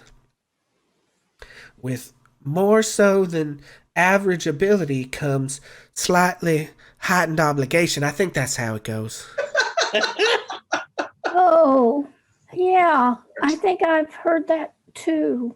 Well, good talking to you, Bonnie. I won't keep you from working, but thank you. Well, like I said, keep your nose clean and your ass wiped, all right? Bonnie. Well, is like near me. What was that, Beatrice? If I'm near Rainier Neverember, then who all is near me? Golly gee. I don't know. Who do you want anyone in particular to be near you? Or you're just looking around to see who's around? Like, Gray, are you nearby, or did you go watch the? I'm probably nearby for the moment. I'm gonna get up and go somewhere here in a second, but I can be nearby if you need me. I might have some thoughts on the smell. Actually, she'll like pull out. I think she'll like rustle through her bag and she'll pull out one of her jars of honey. It's like, this is lavender honey, actually, and if we could smear it like under our nose right here, and we would just maybe smell that and maybe a little less crap. Oh, I see. Well, I did shave off my mustache, so, and you can see, he just has like this little soul patch goatee thing left, and so he says, So, I mean, I guess it wouldn't. That's the only thing I'd be worried about is if I still had one, it would pull the hair. Not Oh, pleasant. great. Yeah, that might. But it's gone, so hey, no problem, right? I appreciate the thoughtfulness and the offer. However, when I am on the hunt for a person, I find that all of my senses can come in really handy, and I really don't want to dull any of them, despite the repugnance of my surroundings, I guess you could say. So I'm probably going to forego that offer Okay. personally. Some of the other members of the group might appreciate it, but I prefer to keep myself keen in Well, as many ways as possible. I'll go let the others know of the lavender honey then. And I'm actually going to start scanning the bar to see if Penitence is hanging around. Yes, she is currently over at the bar itself, having a drink. She doesn't seem to be currently engaged in conversation with anyone. All right, I will approach the bar, and I'll start by going, "Hey, Durnan, Oh, hey, my friend." Gray, what's up? Oh, not much. Just the usual. Always getting into trouble that I'm trying to stay out of. Yeah, well, us adventuring types say trouble has a way of finding you, huh? That is most certainly true. Would you mind? Does Penitence already have a drink in front of her? She's probably just about finishing up a cup of ale, it seems. Okay. So why don't you pour my gray-skinned friend here a cup of the good stuff? Something expensive. Yeah. So he says, sure, why not? You're always good for it. And he pulls out a rather nice ale. He says, there's a pretty good right here, just imported from Baldur's Gate. Got a new brewer I'm trying out. Seems to be pretty good stuff. Oh, that sounds just delightful. I think I'll take a flagon of that as well, and I'm gonna slide 2 gold across the bar. Yeah. Okay. So he pockets the gold and nods and slides the drink to you and slides one down to Penitence, who sort of snatches it and kind of gives you a nod. And Penitence is a gray-skinned tiefling. She has horns that kind of curl around. Her hair is kind of in locks that are sort of pulled back. They're sort of purple up here, and then they kind of go to black, and then they're purple on the way back. She has kind of grayish skin and really light white, almost grayish eyes. She wears a kind of metallic sort of chest necklace piece with a ruby set in the center of it that's this kind of dark red and blackish burnished metal. And then she can see she wears a chest covering that's made of cloth, and it's a black leather kind of brassiere basically. And then most of her midriff is exposed. She has kind of this body, you're not sure if it's body painting or tattoos. You've never really asked or been close enough to tell. But it's this sort of design all across her torso. And then she has this kind of skirt with several different sort of flaps on it that are these kind of muted tones, kind of a gray and blue and gold, and then this red sash that sort of hangs around. And then she has her legs end in cloven hooves, basically. And she says, why, thank you. Why, certainly. How's my favorite little devil fared this evening? She sort of shakes her head a little bit and says, well, not too bad. Things are all right. Oh yeah, all right. Anything new? Oh, just trying to stay out of trouble. And she sort of gives you an eyebrow pop when she says that. Oh, I see. So listen, when are you and I going down that hole together? And he kind of tosses his head back towards the maw in the middle of the bar. She sort of grins and says, I think maybe both of us need a few more scraps under our belt before we're ready to descend into the yawning portal, huh? I think you're absolutely right. Yep. I be getting into a little bit of trouble myself, to be perfectly honest. Oh, really? Yeah, I'm on this job where we're looking for this guy named Floon, and it looks like he may have been kidnapped.